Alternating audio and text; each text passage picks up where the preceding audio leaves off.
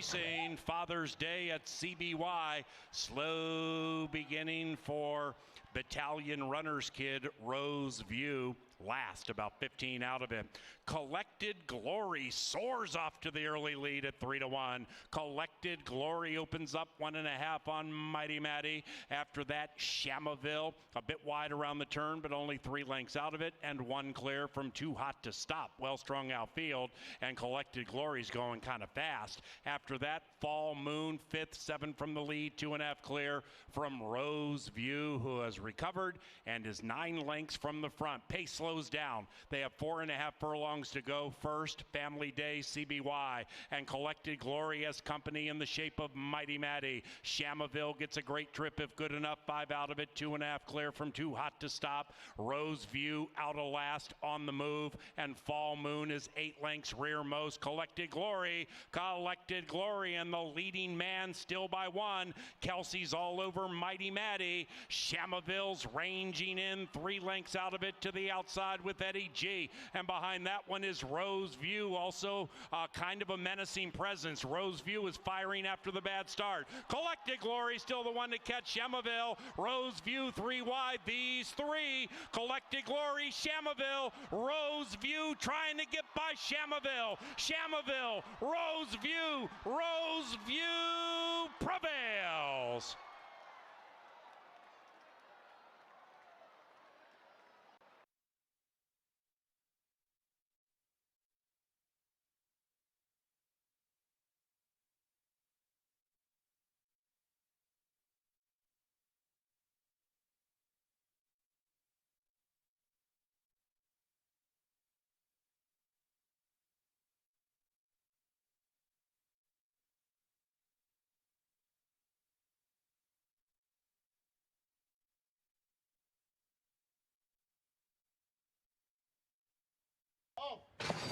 And they're racing, and they've broken a perfect line. Up an octave, Wildcat out fast to the inside. The firster, She Savvy Alley, being ridden rigorously for speed and is showing it. Queen of Spirits just to her inside, and now 3 and 5, race 2, 3 away from Up an octave, Wildcat, who seems hard to handle, and All Tail is passing that one. 4 covered by 5, and they approach the top of the stretch. Queen of Spirits, She Savvy Alley to her outside. All Tail is ranging in on the 3 wide side, 2.5 out of it, and number 2, Up an octave, Wildcat being pulled out of the race. Number 2 being pulled out of the race. Queen of Spirits 0 for 16, trying to make today the day. She Savvy Alley in second. Outside of that is All Tail, but as they head to the final football field, Queen of Spirits, a maiden no more, rules over race number 2.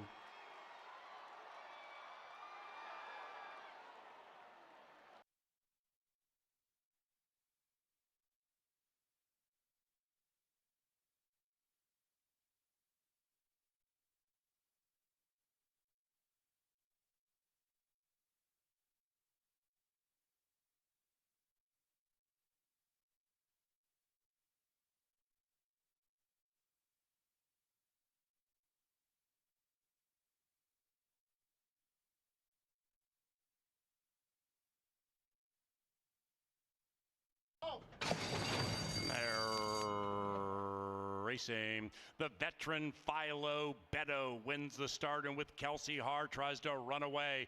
Arrow Star in the turf debut, second to the inside of It's Bob's Business, 2.5 lengths back to Owl's Romeo, 5 lengths from it. Then It's Awesome Fantasy, and One Big Hoss Can See Them All. Covered by 7, chasing Philo. Philo Beto cruises along with a 1.5 lead. It's Bob's Business, pushed on by Americano. Kelsey still chilly on Philo Beto at the top of the stretch. After that, Arrow Star about 5 out of it to the inside of Owl's Romeo. Philo Beto attacked by It's Bob's Business. Behind them is Arrow Star. After that, Owl's Romeo shifts to the outside. Philo Beto fights back against It's Bob's Business. Then it's Owl's Romeo. It's Bob's Business. Philo Beto. It's Bob's Business wins.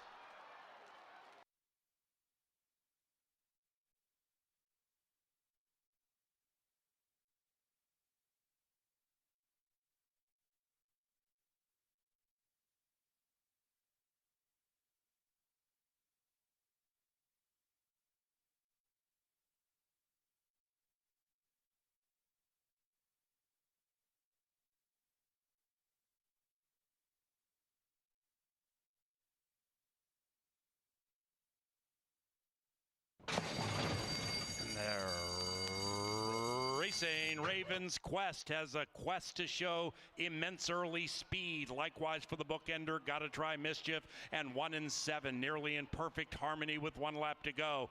Anna Lee, the fast Minnesotan, finds her feet, and she revs up to join the lead to the inside of Severe Clear. Pace kind of hot as they go around the corner, and Raven's Quest is making said pace. Gotta Try Mischief now 5 lengths out of it, 1.5 clear from Angela's Party Girl. Jocasta and the Q striding out to the outside of Angela's Party Girl, and Soundtrack can see them all last, and last by 7. Up the barn side they stroll. Race 4, Father's Day, Canterbury Park. Raven's Quest trying to sail wire to wire, pressured by Anna Lee, who's a length and a half clear from Severe Clear. Then it's Gotta Try Mischief, Sequester, Jocasta steadily moving up and doing so wide to the outside of Angela's Party Girl. 5 out of it, and 2.5 clear from Soundtrack, and they approach the top of the stretch. Anna Lee is all over Raven's Quest. Jocasta rolls into 3rd. To the outside of Gotta Try Mischief, Severe Clear is doing the moonwalk. Passed by Angela's Party Girl, Soundtrack still last, and they head for home. On the inside, Raven's Quest between them, Anna Lee. Jocasta has the white blinkers to the outside. Gotta Try Mischief 3 lengths from the lead. Here comes Jocasta, and there goes Jocasta, grabbing the lead powerfully and running away. 3-7-1 in race 4.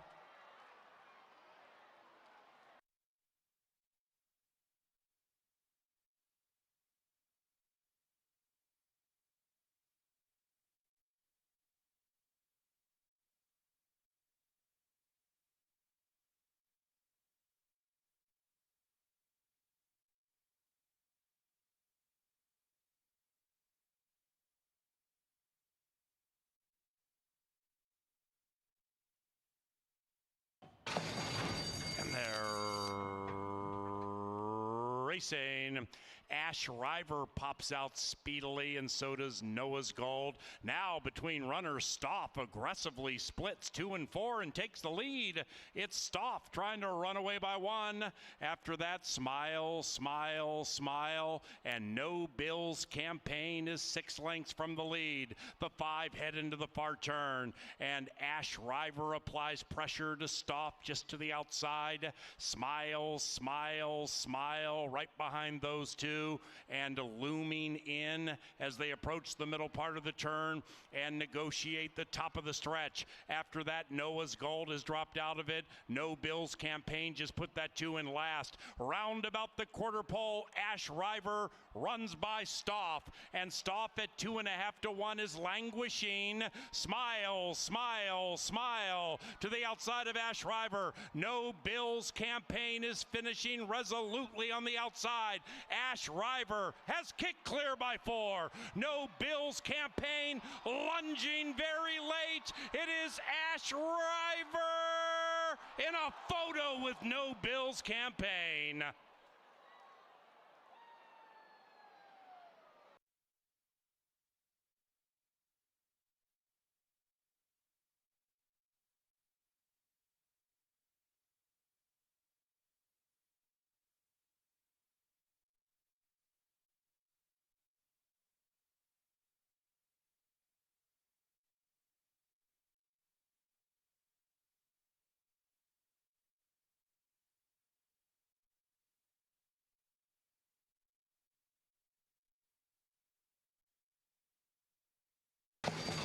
And they're racing. Kaya's Choice from the center at 5 to 1 popped out with keen early speed, and it's Kaya's Choice striding away to a 1.5 length lead. Maria Rosa de la Cerda under a very, very tight pull in second to the inside of Instant Love, and that one's trying to win 2 in a row. 4.5 lengths after that to Vintage Port, third last. Then it's Go, KJ Go, and the one in last is Blues Cross. 11 lengths from front to back, and they're chasing Kaya's Choice. And Kaya's Choice is to blaze away with the early lead and open up by 2.5. Maria Rosa de la Cerda still under a tight hold. Second and to the inside of Instant Love. After that, Go KJ Go to the outside of Vintage Port. They're creeping up on the leaders. And Blues Cross is now just 6 lengths from the lead. And the lead belongs to Kaya's Choice. Kaya's Choice tugging them along by 1. Instant Love still there in second, now applying more pressure. Maria Rosa de la Cerda all dressed up with nowhere to go to the inside of Go KJ Go, who's rolling in. Go KJ Go is on the move, so is Vintage Port, and that one's to the inside of Blues Cross from last. All of them covered by 3.5 lengths, and they're charging down the Canterbury Park turf course. On the outside, Go KJ Go. Here's Blues Cross making a big move. Then it's Kaya's Choice. Vintage Port very aggressively between them. Vintage Port, Blues Cross. Vintage Port, Blues Cross. Vintage Port in a tight photo with Blues Cross. That was very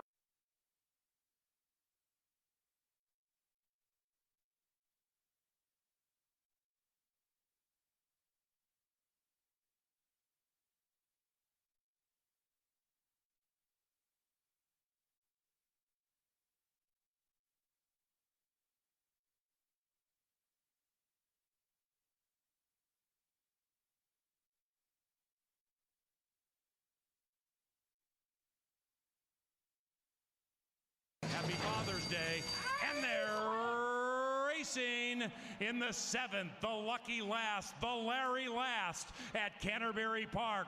That type of a deal pops out of the gate fast, so does Lieutenant Charm, and with 1 lap to go, that type of a deal at 13-1 grabs the lead. After that, Midnight Approval to the inside of Road Rules. Then we come back to Prince Ben and the first-time starter fishing on the ice, way back in last. Take it away, son.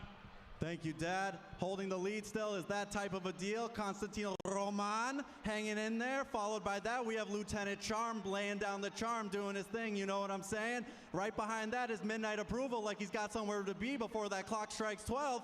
Right behind him is Road Rules, trying to rule the road. Manuel, Pop, what do you think? I think it's wide open as they head into the far turn, buddy.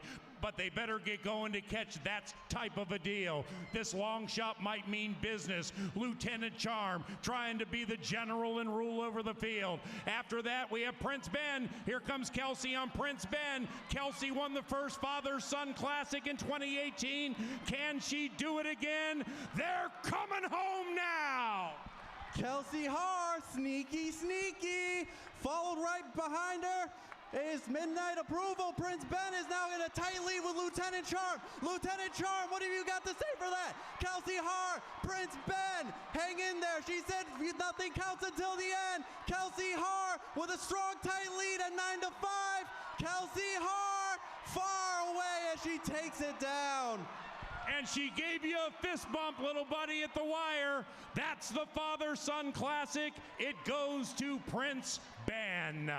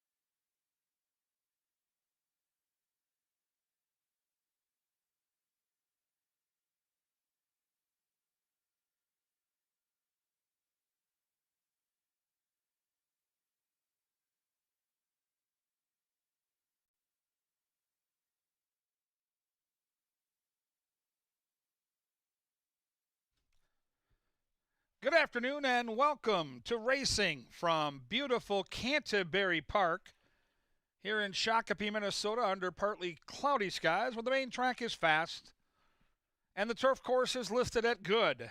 Fast and good for our combo platter of quarter horses and thoroughbreds tonight. If you'll get your programs handy, we'll go over the changes on the 8-race card. Race 1 starts the 50-cent pick 4. No changes here in the lid lifter.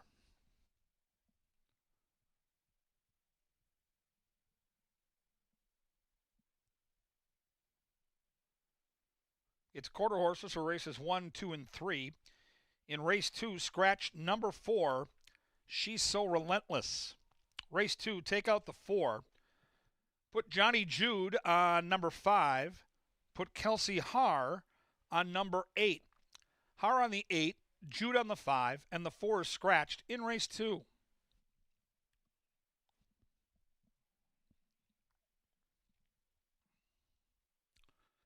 Races 3 and 4 offer no changes, and remember the pick 5 tonight starts in race 4. 10% takeout, pick 5, race 4.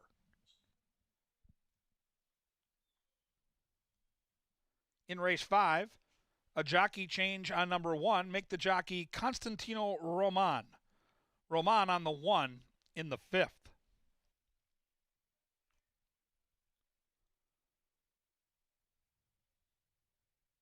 Race 6, a bevy of changes. Scratch number 1, Hey Moon. Scratch the 5, Wells Wart. Scratch the 8, Mr. Fabricator. And Manny Americano will now ride the 4. Americano on the 4, and 1, 5, and 8 are out of race 6.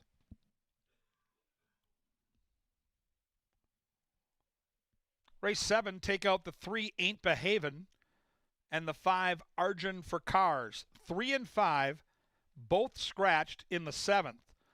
With those scratches, no show, no trifecta, and no superfecta in tonight's 7th race.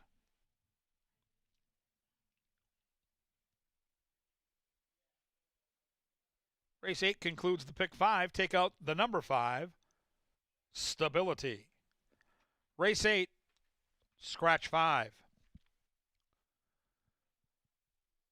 On deck, we're going to head to the studio, get everything important going on at beautiful Canterbury Park with Mr. Jeff Bidet and Miss Angela Herman.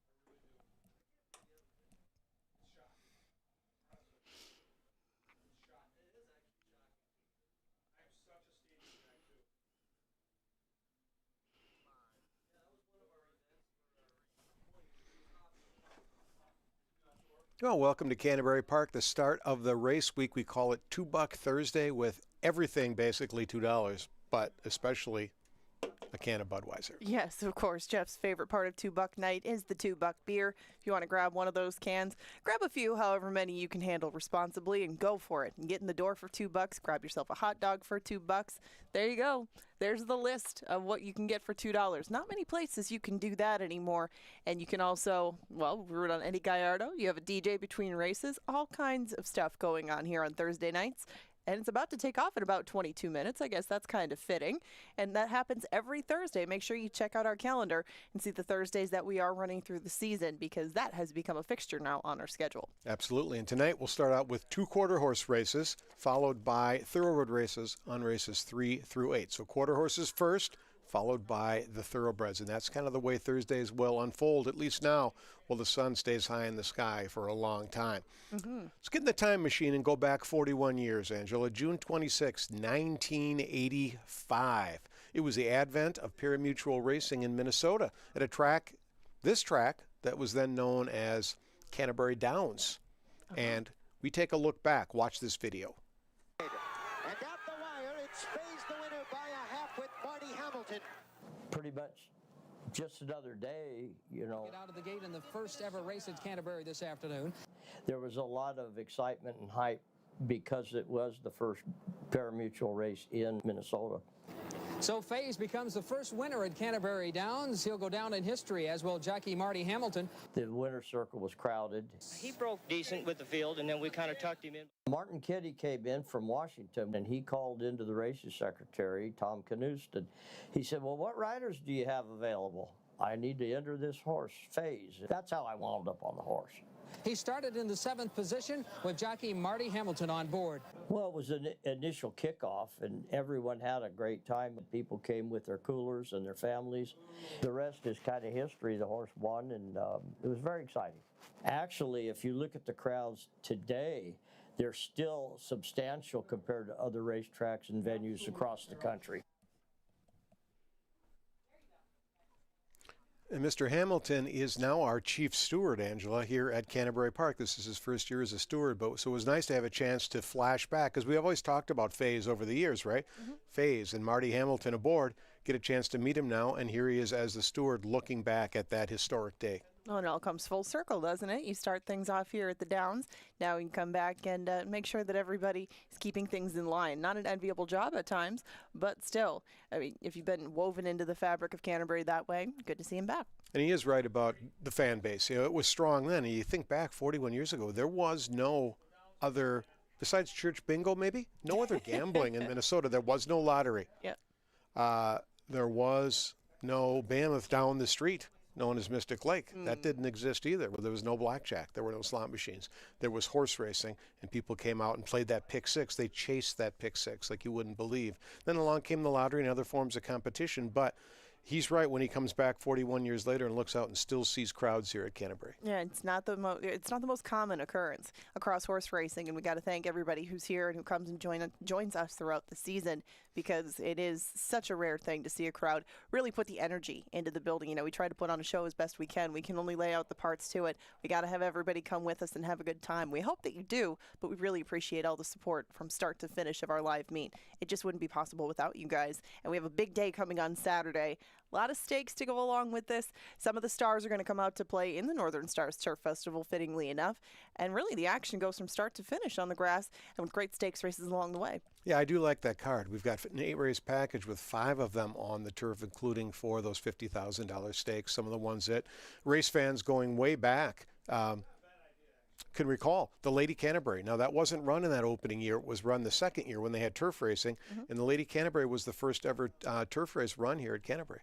And what a history it has. If you go up to the 3rd level on the clubhouse, you'll see a lot of pictures that are near that elevator. If you come up to the elevator, if you come up the escalator, basically make a U-turn, you will see a whole wall of history, and that is dedicated to the Lady C. Some of the fastest filly and mares that we've seen on the grounds here have competed and won in that race, and you can watch the history really from start to finish and see some of the names that have visited it along the way. Somebody is going to add themselves to the history of the Lady Canterbury, and I myself am kind of looking forward to the Derby, because the Derby draws in 3-year-olds. You don't have necessarily as much established form to go on, and if you look up and down, you do see some good turf horses, but I'm looking for a horse that's getting back to the turf, and I'm looking for a horse of now. And sometimes when they're 3-year-olds, it's about really keeping their form going, whether or not they're racing on the turf. Mr. Impersonal has not been on the turf much lately. He has in the past. He's handled Hourglass in particular, and he's been going great lately on the main track. I look forward to him getting back to the turf. We're going to get to see some of the stars from the Lynn Rarick barn in this race. She has both Nick's Honor and Mr. Moe's Magic. Mr. Moe's Magic had quite the spring down at Tampa. We get to see him here at Canterbury. He's a big old dish of a horse. He's got a big long stride. He is going to be the one that they have to hold off in the stretch, but the Derby is the one that really caught my eye through Saturday's card. Yeah, you're right. That's going to be a fun race, too, because there's not a horse in there that I think you could just categorically say can't win this race. So yeah, that's what I mean. Like 3-year-olds. Really cool field. Yeah, they don't necessarily. They're not one-trick ponies at this point. So we'll see if one of them makes a big leap forward in the Derby. If you're betting on your phone when you're at Canterbury Park, and you should be using the official app of Canterbury Park, that's either First Racing, First Bet, or it's Express Bet. But on Saturday, they're going to be offering a little special. You have to go online and look at the offers and just register for it. But if you're a trifecta player and you hit 3 $1 trifectas using the app, there's a $3,000 pot that's going to be chopped up by all the people that do that. Those are well worth playing. And if you're betting anyway, and you should be, use that app, make sure you register, maybe get a little extra cash. Right, and it doesn't have to be any certain race. It's just hitting 3 in the course of that card. But if you want to get a little early practice at that sort of thing, it's not a hit and split, it's a contest. But you really have to pick your spots well in the contest. It's $40, but tell us a little bit more how they can win themselves all the way to the Breeders' Cup Betting Challenge. Well, on Saturday is the final of this series of feeders. That's a $500 entry fee to win a Breeders' Cup Betting Challenge seat that's valued at $10,000. Tonight's the last chance to play the $40 feeder. There you go. It's $20 entry fee, $20 is your bankroll. You make 5 $2 win place bets. Whoever has the most money at the end of the night wins a $500 entry to Saturday. You can come back and play for a lot. I jumped in. I entered this one to see what I could do. I don't love anything. It's going to come down to that last race. I'm going to scratch it out and then hit a bomb in the last race to try to win that thing. I've used this strategy before. I've never won. You just got his strategy, so formulate your own before this does kick off. Remember, we start in 15 minutes. Back to Saturday. We have another culinary experience to come along with the day, as if it couldn't get much better. You can tickle your taco bone, I guess you would say. I was going to say the culinary bone, but tacos and tequila are coming on Saturday to go along with Northern Stars Turf Festival. We've tried several of these Taste of Canterbury's throughout the years. We've got a few this year, but this is the granddaddy of them all, tacos and tequila. It's the most popular by far. And you can get tickets at canterburypark.com or tickets.canterburypark.com, just like you can for everything, like our great concert series or any live racing day, including Sunday, which is Pepsi Family Day. Well, right, and Sundays are your opportunity to bring the kids out and not just have a family day. You know, we have a lot of the family day stuff that we've had in the past, but this year you can join the Junior Jockey Fan Club, and this Sunday they get a chance to meet another one of our riders. That's right. Last week we had Luis Fuentes. He did a great job. This Sunday you'll get a chance to meet Fausto da Silva, professional athlete, quite a rider.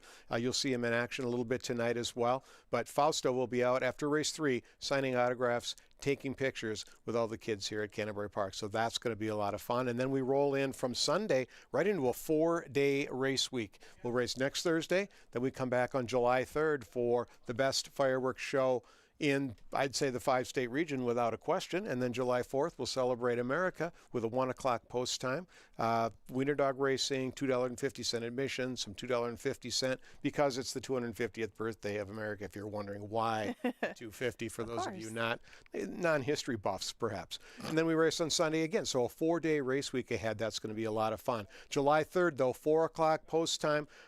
One of Mouse's favorite bands, Sugar Buzz, will be playing throughout the evening. They'll put in about a half hour, 45-minute set, and then the sun goes down, 10:10, the fireworks go up. And then believe me, folks, if you haven't been here, this show, even if you don't like fireworks, you're going to like this show because they're right over your head. It's the best show in the state, in the 5-state area.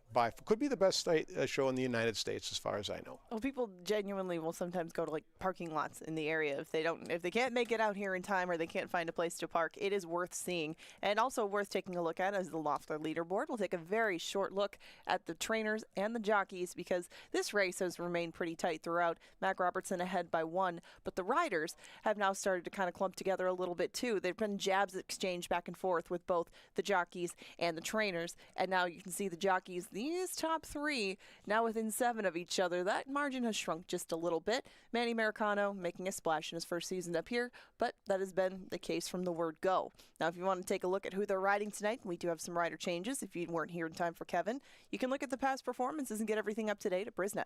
Brisnet.com, every race day, free past performances. And also every race day, this 10% takeout pick 5, lowest in the nation. Yes, it is. That pick 5 is going to be the last 5 winners on the card. You got to put them all on one ticket in succession. I have a little ticket put together. That 10% takeout makes this pay, and it's not that expensive of a ticket. I'm going to open things up in that 5 furlong turf sprint in the last, but as you can see, a little bit skinnier. I've pared it down in the first 4 legs of it. That's my ticket. It does start off with a single. Your ticket can start any way you want. I mean, I would strongly consider maybe using all of them in race number 7. That's another one that's changed around by scratches, but you do have time to add and subtract. This is just a $16 maybe kickoff, just sort of a base ticket where you can work yours from there, but make sure you do it by the 4th. Now in race number 6, I really like Hurricane Cloud. I'm going to use him over a couple of other horses that I think might be good prices. I think there were going to be some other horses that were bet down in there. Scratches have changed this one just a little bit, but this is a way to take a horse that's going to be at a very short price and try to make a little bit more equity out of him.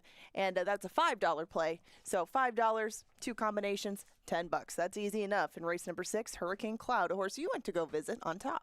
Horses are out of the side of the enclosure. They're in the walking ring. That means we need to go to Kevin Gorg, resident quarter horse expert, body language expert as well. He's going to give you a winner to get things going. Welcome to Buck Night at Canterbury Park. Thank you, Jeffrey. Everything I know about quarter horse racing, I learned from that man, Jeff Madej, who without a doubt is the best in the Midwest with these cues. Let's take a look at the field. There's the one, Kissin' Ivory. She's 12-1. She's been off since November. Layoffs in quarter horse racing aren't nearly as big a deal. We're just going 350 yards here.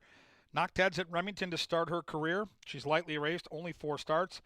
By the way, her trainer's Jason Olmstead, and we all know how good he is. 2 is Relentless Effort. Alvadrez gets the call for Olmstead. This horse has been all over the map, including a start at Canterbury last year where this horse had all kinds of trouble. It's a Maher horse. They win on a regular basis, 5-2 morning line drifting upwards at 7-2. She's had 7 starts. Her speed index numbers are pretty close. And she was in a $208,000 stakes event last July and was only beaten a length and change. So she clearly has talent. 3 is Straight Tequila Night. 1 start at Sam Houston. Didn't really threaten in that race, but Brianna McDaniel, expert horseman. We just saw her win a stakes race last week. And this jockey comes to Canterbury fresh with good numbers and a good reputation. So keep that in mind. Connections are solid at 7-1. I'm going to try the 4-horse here, Z-Rex. Rodriguez gets the call here for Felicia Gold. In from Remington, been kind of knocking at the door. Love the speed index numbers. Love the body language. That's a good-looking horse in the paddock. I like the way the 4's behaving out there. Looking good. I think sitting on a victory here tonight. The 5 is La India de Capo. Haley Hobbs, Fonseco Soto in the saddle. This horse claimed last time out. Ships in from Remington, has been right there. I mean, look at this horse. In the mix, 4 straight races within a length of the winner. Went off at 2-1 last time facing Oklahoma bred. Certainly a major player here. And getting bet a little bit too, 7-2 up on the board. 6 is Max Brand. The young Olmstead rides for his daddy, Jason Olmstead. Just saw the kid win a big race here last week. Horse has been close, including last time out as a favorite here at Canterbury. That was in August. The workouts are steady. Horse looks fantastic. Whew, what a good-looking horse in the paddock. And Max Brand, I like that outside post too. Very, very live player here in race 1. We've got 3 cues, and then on the back end we got 5 thoroughbreds that make up that pick 5. Look at the handicappers here, a little torn. I see all kinds of different numbers. 2, 4, and 5, though primarily the top picks in the race. Jeff Madej going solo with relentless effort. That's good information right there, folks. Good luck at the windows. Have a great night. It's a beautiful night for racing. Enjoy all those $2 specials. They'll be at the gate in around 8. Up next, the call to the post.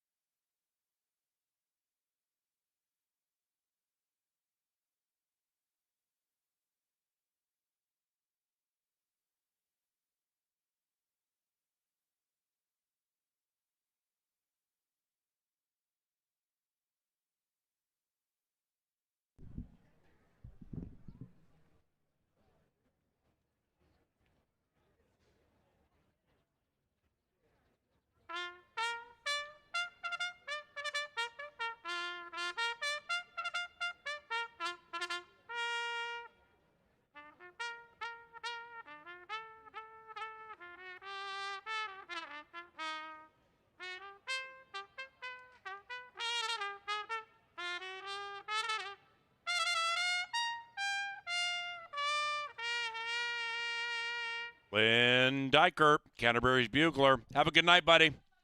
Lynn Dykert, Sir Leonard Dykert. Fast main track, race number 1. Pick 4 wagering on the first 4. It's only 50 cents. Budweiser's, Pepsi products, and hot dogs, $2 each tonight.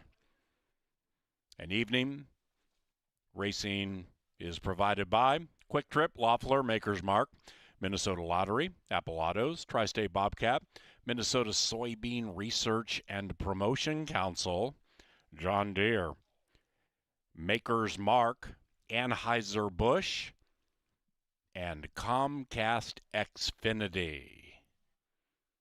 Welcome.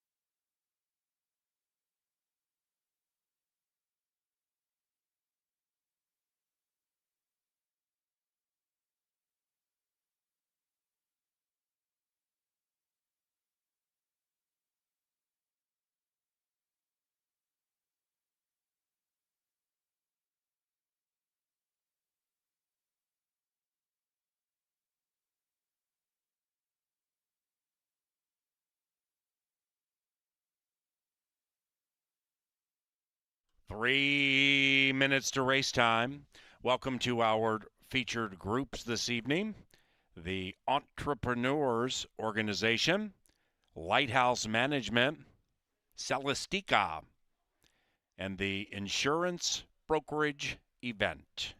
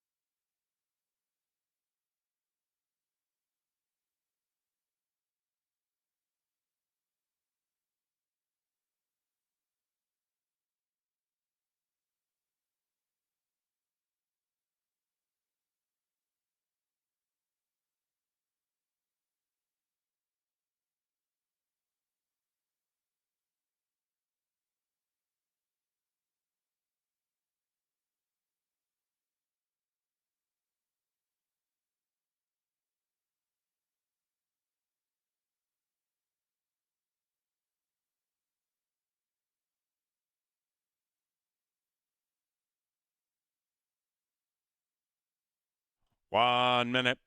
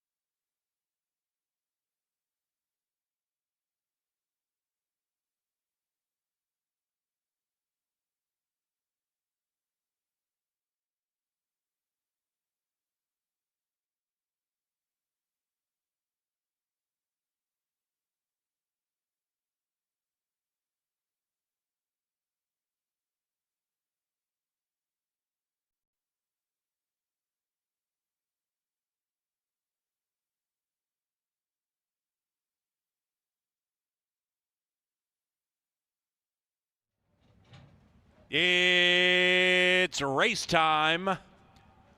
Thursday night racing at Canterbury Park. The Northern Stars Turf Festival is Saturday, featuring the Lady Canterbury. Pepsi Family Day Sunday, 1 o'clock.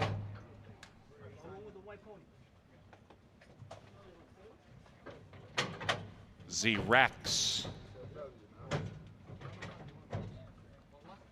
La India de Capo.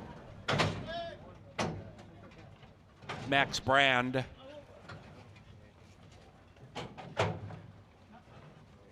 Don't blink. And they're racing.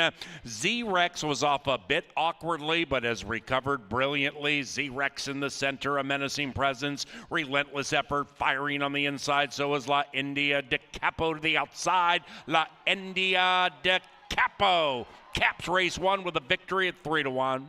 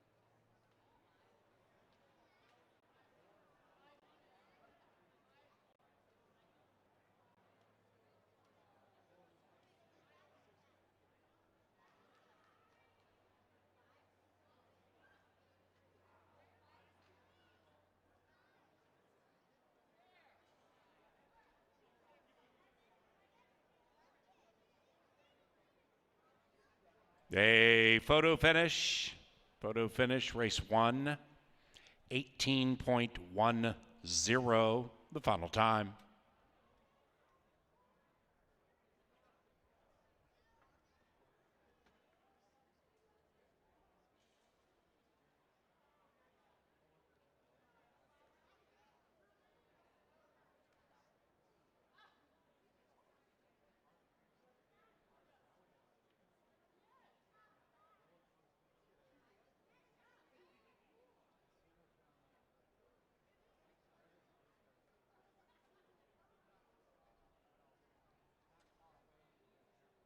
Result of the photo shows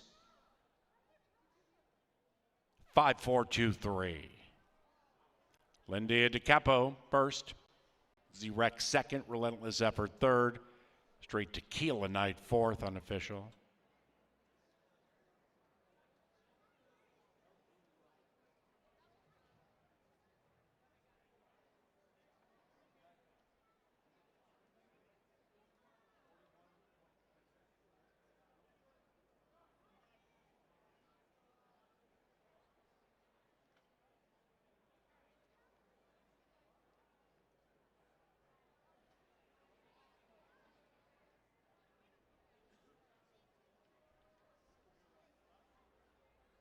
Cashable.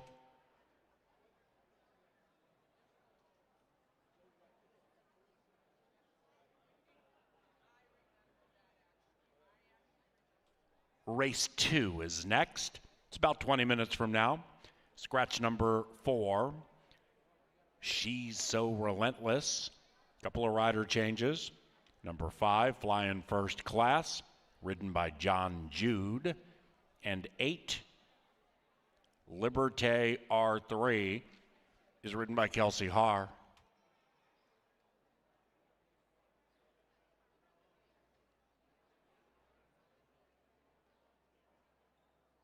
Race 2 is courtesy of Appellados, the official vehicle supplier to Canterbury.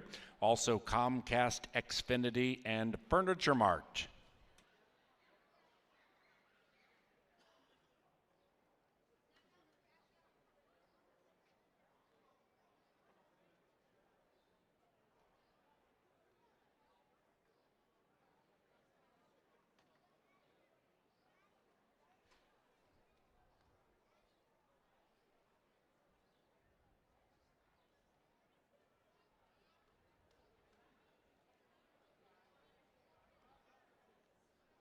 The first to the charm circle, La India de Capo and Fernando Fonseca Soto.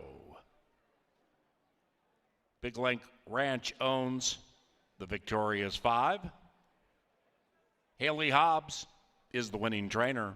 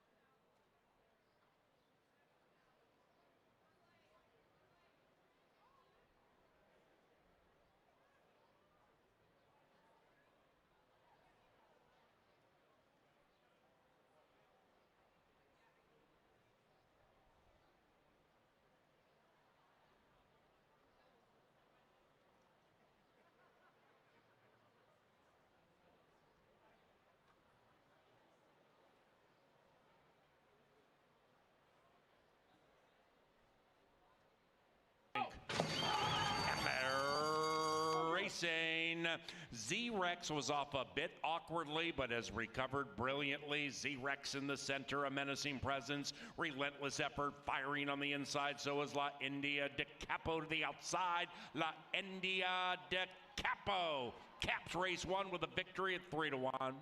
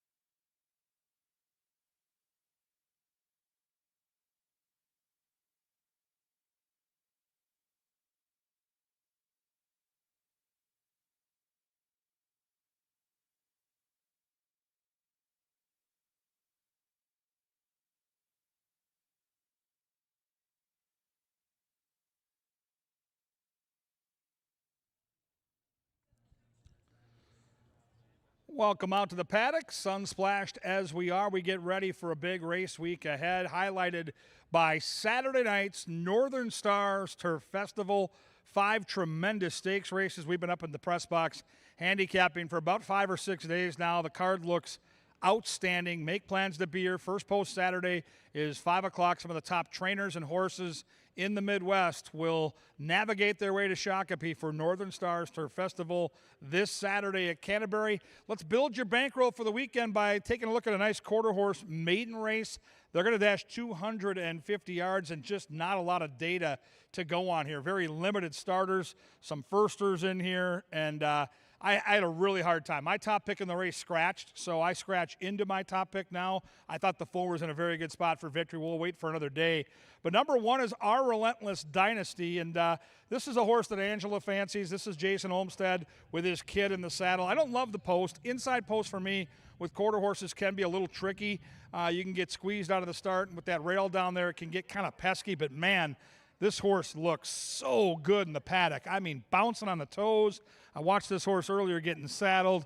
If you're new to the paddock and you're kind of like, oh, I wonder what Kevin looks for in body language, take a good look at that one. Healthy coat, good muscle, energy, but it's controlled energy. We're not wasting energy that we're going to need within the race by acting cantankerous. So, yeah, the one out here looks as good as it gets, and 5-2. Number 2 is Just Get There Fast. This one, another Olmstead charge. A couple of starts down at Remington against some tough competition. She didn't show much in those events, but now the old ship and dip, as Jeff Madej talks about, facing softer competition, a trainer we trust, and a price we like. Right now, that price is a juicy 6-1. I scratch into the 3 here. This is a lukewarm selection, especially after seeing the 1 down here. I mean, the 3 looks fine. He's just kind of ambling around out here. 3 starts against slightly softer competition. Been in the mix, and the regular rider is here in tow. So certainly some things to like, and 3-1. 5 is DM Flying First Class. Janot gets the call on the saddle, and 2 starts and just hasn't shown much, but did have trouble in both those starts. And that's something to note because with a clean trip, it might be a completely different result. The 5 is on the board at 9-1. Right now, the 6 is your longest shot on the board. This is GFR Bell's Dynasty. Wait, you're telling me Jason Olmstead is 21-1? That Jason Olmstead? I'm just saying, like, the horse didn't show much on her debut back on May the 1st, but it's Olmstead, and it's 21-1. I don't even think I need to go any further than that. We've all been here long enough and seen the movie. This guy just trains horses that win, and they win for size. So just keep that in mind.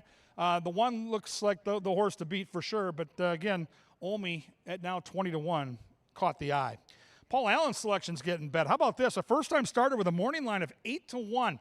You don't see this with the quarter horses very often with first-time starters, but they are betting with both fists, and maybe they're betting on Manny Americano, who's been brilliant in the saddle so far in the first month of racing at Canterbury. We've talked about this before. He's won with thoroughbreds and quarter horses over the winter down at Turf Paradise. Vic Hansen's a trainer that seems to pop with young horses, and the betting action tells me that this first-timer comes to the races ready to rock. Outside horse gets Kelsey Haar. Mouse, Kelsey Haar rides the 8. Keep a note of that upstairs. Tyler Stein trains. Liberté R3, good workouts. Outside post, the Mouse aboard. All kinds of excitement if you like prices, and right now that price is 13-1. We've got quarter horses dashing. We've got a mummy event in the winner's circle that I am extremely excited to see play out, but right now they're leaving the paddock at the gate in around 8, and then they're going to get it on.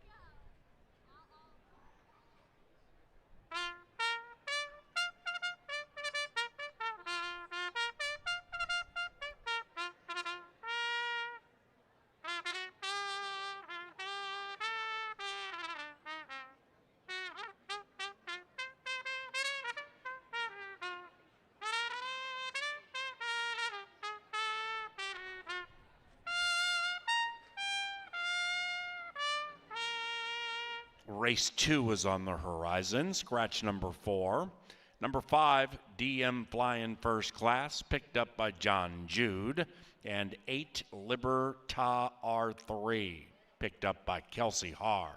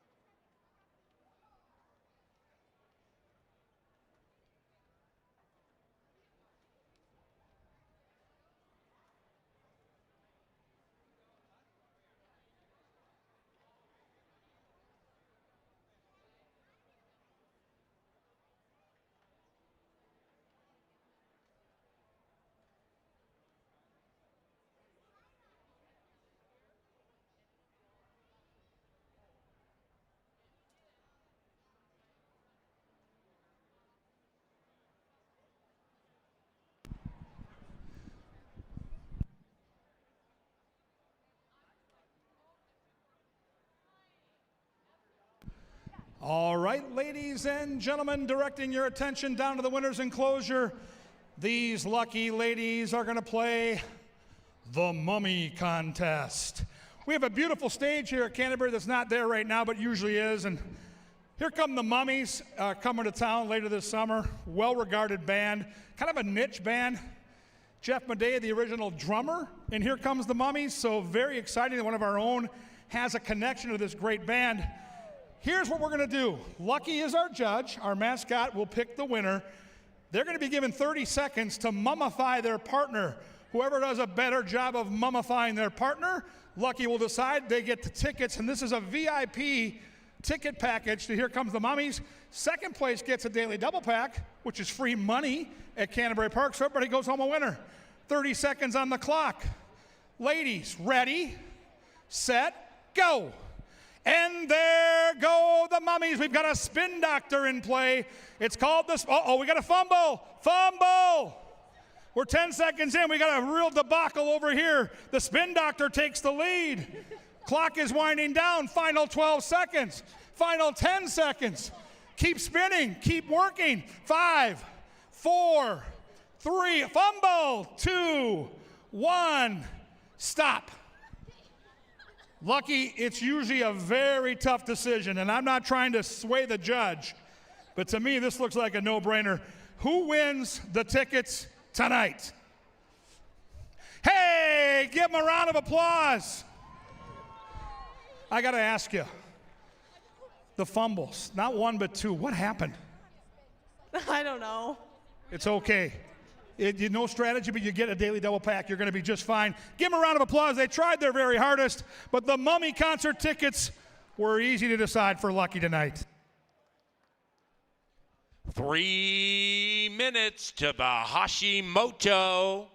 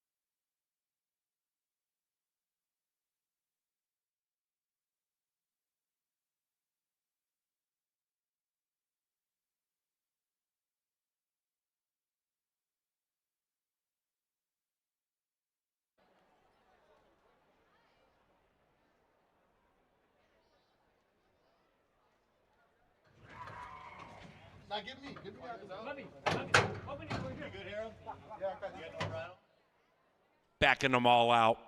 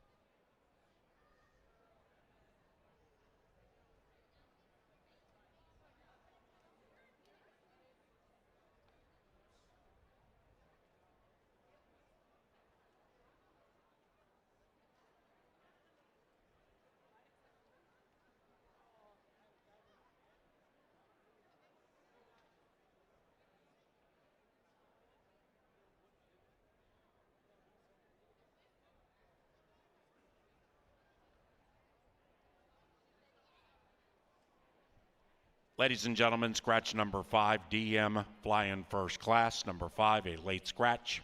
Triggering refunds for win, play, show, exacta, trifecta, and superfecta wagers involving number 5. Regarding the first pick 4 and or pick 3s, if you had number 5, your bet automatically shifts to the starting favorite.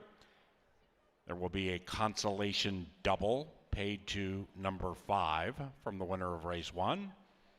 And we also are refunding double wagers beginning with race 2, including number 5.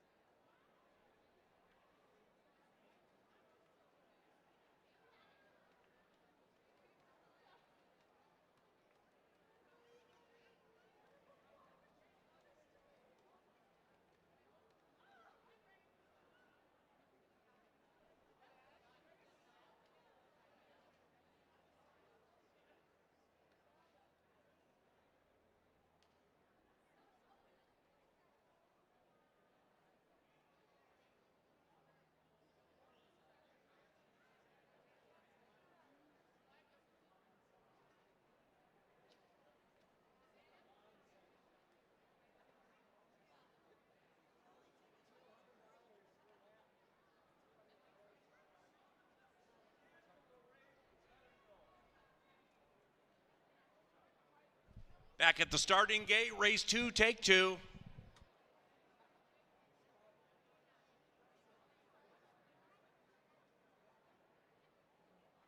Moving in line.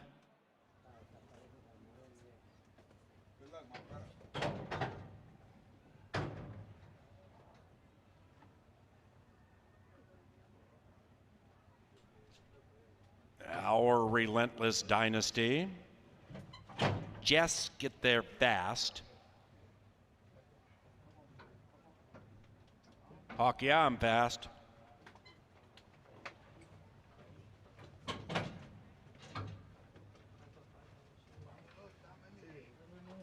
Bell's Dynasty. Yep.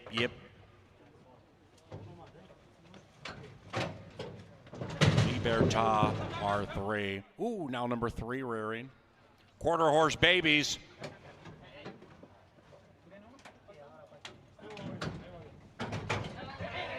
Eight's in, 3 settling.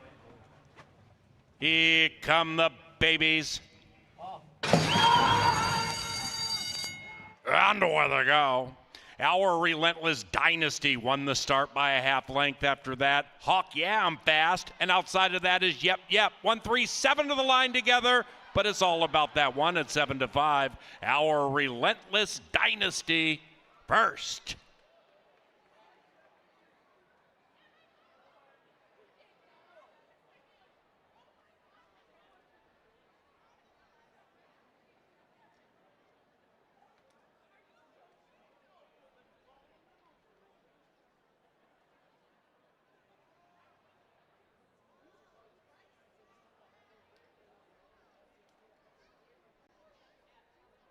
Number 1, Our Relentless Dynasty first.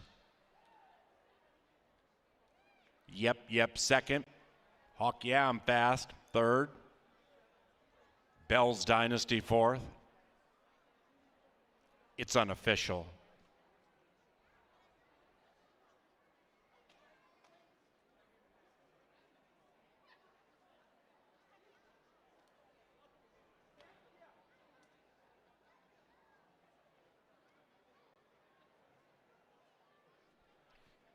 Pick 3 and 4 action that had number 5 went to the starting favorite and winner. Number 1, Our Relentless Dynasty.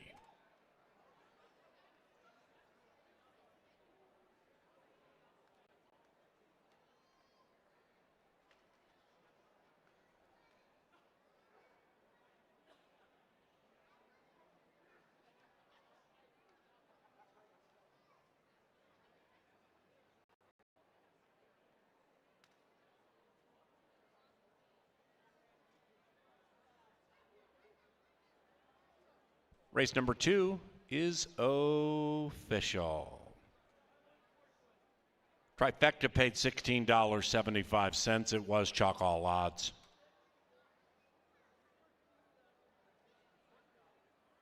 Race number 3 and the Thoroughbreds. No scratches. This one is courtesy of Budweiser and the Folds of Honor program. For every 16-ounce can of Budweiser beer purchased at Canterbury, $1 heads to the Folds of Honor Foundation. That's in support of heroes and families of America's fallen and disabled veterans and first responders. Don't forget about our Hormel Foods 4th of July celebration. Hormel, a long-standing sponsor of racing at Canterbury Park. Admission $2.50, food and beverage specials $2.50. And we have a bunch of giveaways, including 250 free wagers, food items, and more. Plus wiener dog racing and a hot dog eating contest. Thank you, Hormel. It's 4th of July, CanterburyPark.com.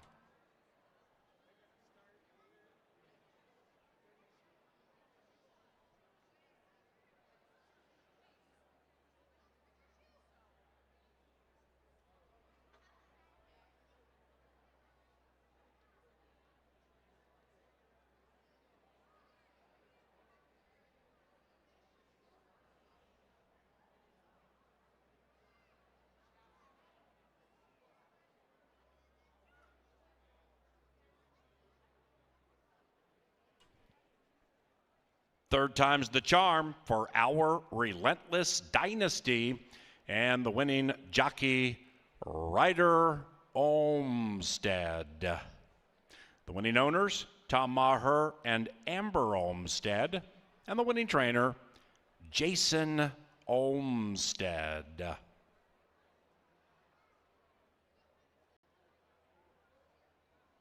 Race 3, about 6:15. Bet more, win more.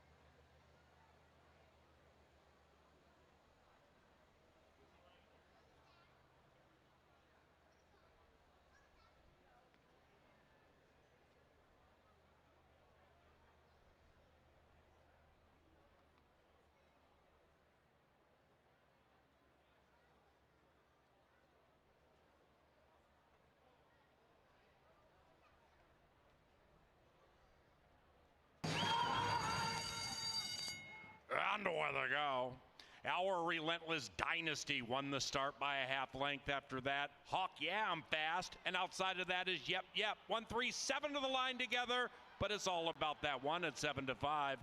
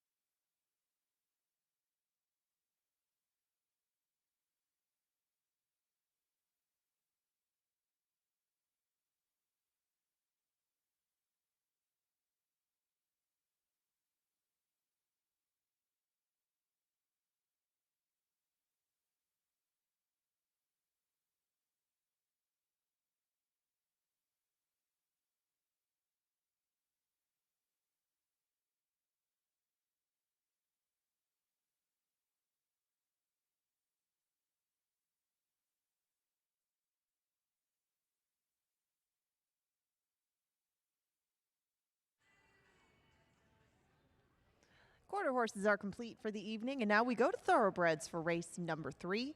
And this one, we are going to bring out 5 to play at a mile. Somebody is going to get their 3rd lifetime win, and they're already on their way out to walk here in the ring for race number 3, so we'll dig right into it. A lot of the pace, I thought, might come from the inside. Early money went to Thirsty Vision, and he was 2-1 on the morning line. Comes off a nice second-place finish, but he was going a bit shorter the last time that we saw this horse. I just thought that the inside 2 might tie up enough where it could soften up both of them, but Thirsty Vision does still have plenty of races this year. A lot of them on the turf, some of them on the main track like last time around. I still thought that Thirsty Vision from that rail post should at least be involved in the running throughout. Americano is going to take over the reins on him, and Thirsty Vision does make some sense, right? Now he is 8-5 on the board. I thought more money might go to the 2 Ascenda, and this is going to be his first start for the Fuentes barn. Doug O'Neill previously trained this horse, and his past performances are a bit confusing to look at because you do see a wire-to-wire win a couple of starts ago, but the rest of them around it just don't really match up with that wire-to-wire win, and that was also over a wet track. So do you take that one as maybe he needed to be at this sort of facility, maybe he needed the lead, maybe he needed it really unpressured? Or is that just sort of a blip on the radar, and is the rest of it what we should expect from this horse, which really isn't much early speed? That's going to be the key to the race, and he's taking a little bit of money at 7-2, but pace does make the race, and I could see if you thought that the one Thirsty Vision was going to shake loose and this horse was not going to show speed, he would be very tough to run down.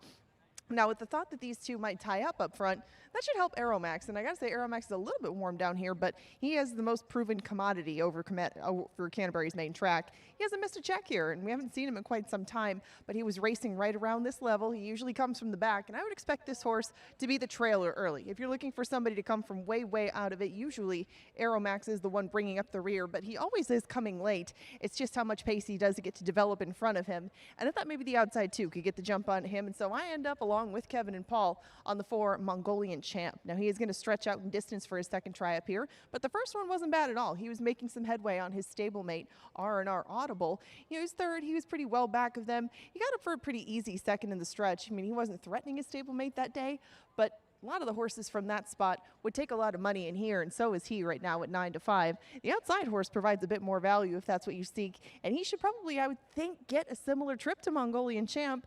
He showed a bit more speed last time around than he had previously down at Turf Paradise, but Kid Rancho on the outside has a lot of starts to go with those 2 wins, and a lot of them have been in pretty similar fashion to the trip I think he'll see today. Nothing wrong at all with putting together that many pieces. I mean, he's hit the board 10 times to go along with those 2 wins. It's just, is today the day? Is something going to be different? It's been an awful long time for this horse, and I just didn't see that second win coming today. I mean, he got his second win just a few starts ago, and it was a long time between that maiden win and that second score. Hard to see if they can get him real close together. So in this one, I'm going to go 4, 2, 1, and 3. I'm going to see if Mongolian Champ can't get back on the winning track. He's put some good runs together lately. We'll see if he can pull it off once again as your likely favorite right now on the board at 9-5. Wagering options in here: win, play, show, exactas, tries, supers, doubles, and pick 3s if you want to have at it in race number 3. They head out to the track, and there's 5 of them in this field for the 3rd. They go 1 mile shortly. It's now 7 minutes until the 3rd race. But in the meantime, you don't want to step away from those monitors. You're not going to want to miss the power play from Kevin Gorg. It's hot. He's looking for another winner in the power play. Stay tuned. That's coming up and coming at you next.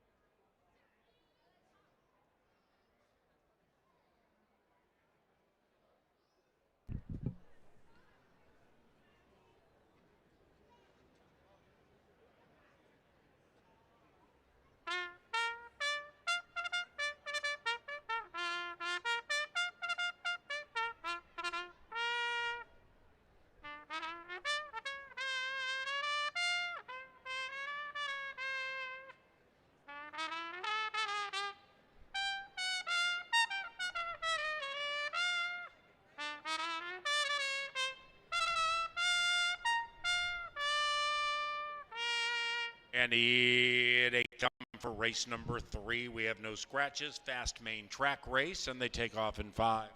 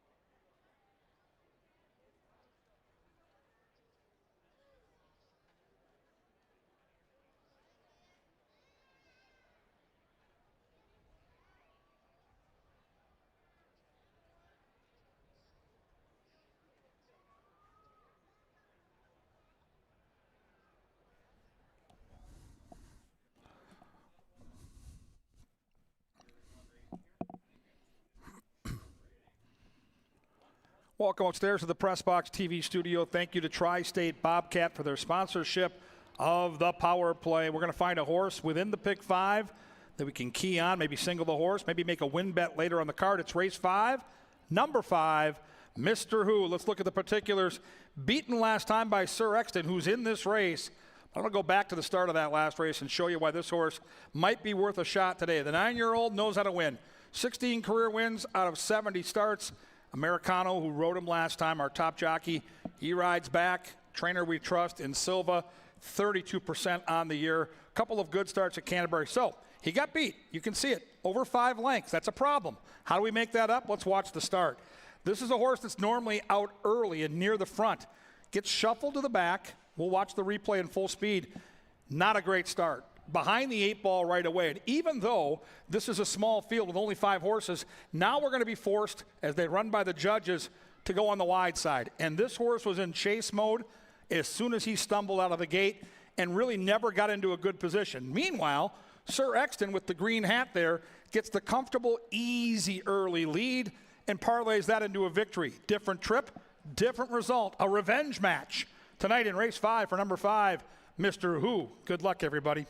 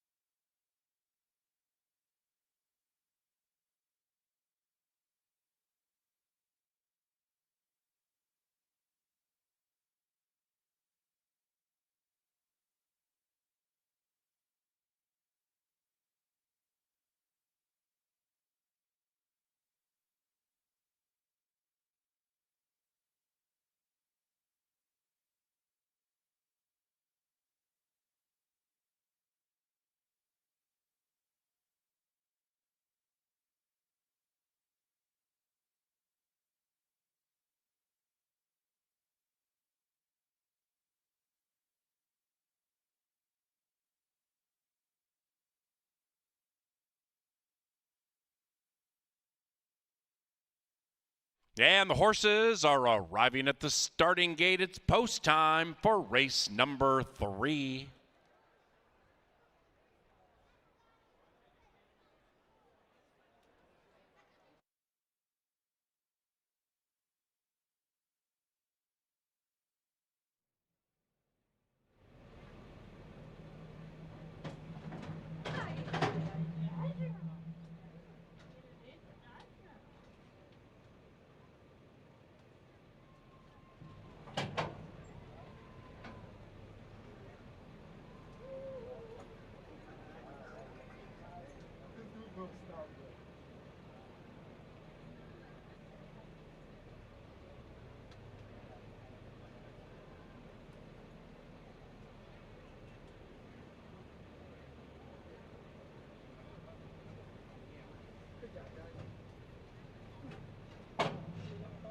Two back. One out. Cape Bronco. Mongolian Champ, heavily favored. Here they come. And they're racing. All 5 off squarely, and the favored Mongolian Champ bounces out of the gate nicely, but showing the best speed. The Autumn Wind is a pirate. It's Facenda taking the lead by 2. Mongolian Champ settles into second after that Thirsty Vision, now overtaken by Aromax on the move as they negotiate the turn, and that one's 2.5, 3 lengths from the lead. The one in last is K Bronco. 5 covered by 7. Up the barn side they go, race 3 CBY, and it is Facenda showing the way. Facenda looking to be pillaging just for fun. Mongolian Champ, a length and a half back in second as Facenda cuts with a half mile to go. Aromax still in third, but being niggled at. Thirsty Visions on the move to the inside, but being shoved on. Then it's way back to K Bronco, 12 lengths behind Facenda. Mongolian Champ makes a move on the speed. Mongolian Champ cuts the lead from a half to a neck to a nose, and there he goes. Mongolian Champ runs away from Facenda, and now Thirsty Vision senses the warning call, and round about the quarter pole, Thirsty Vision goes into second. After that, Aromax, who was languishing, and K Bronco's not showing much from behind. Mongolian Champ looking to deliver Thirsty Vision the knockout punch. Mongolian Champ 5, it's an ever widening 5, and Mongolian Champ is gone. The People's Choice dominates.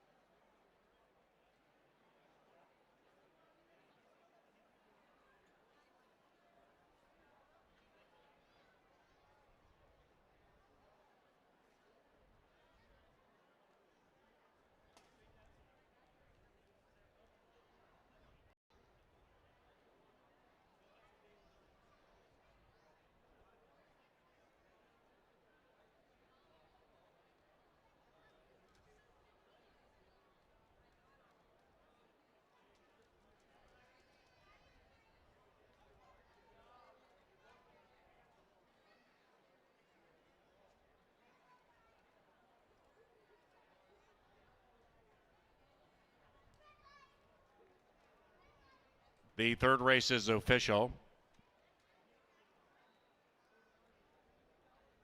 Mongolian Champ paid $3, 210, 210, okay.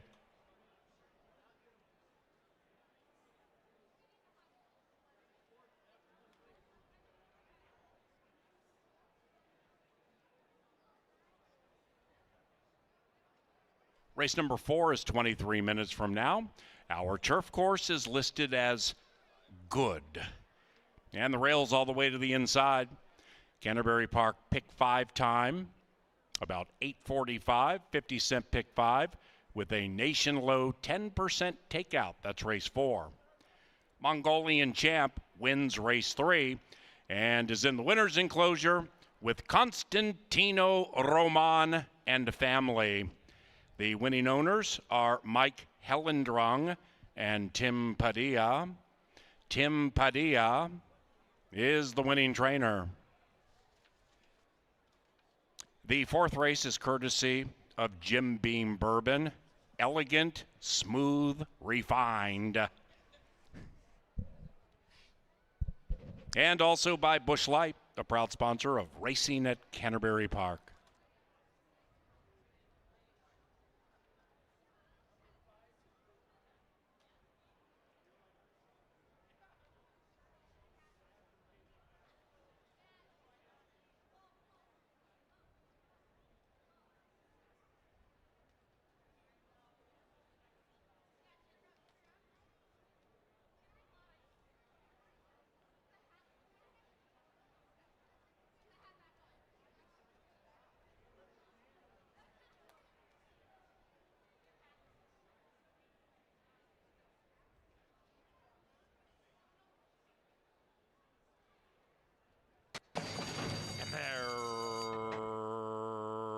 Racing, all 5 off squarely, and the favored Mongolian Champ bounces out of the gate nicely, but showing the best speed.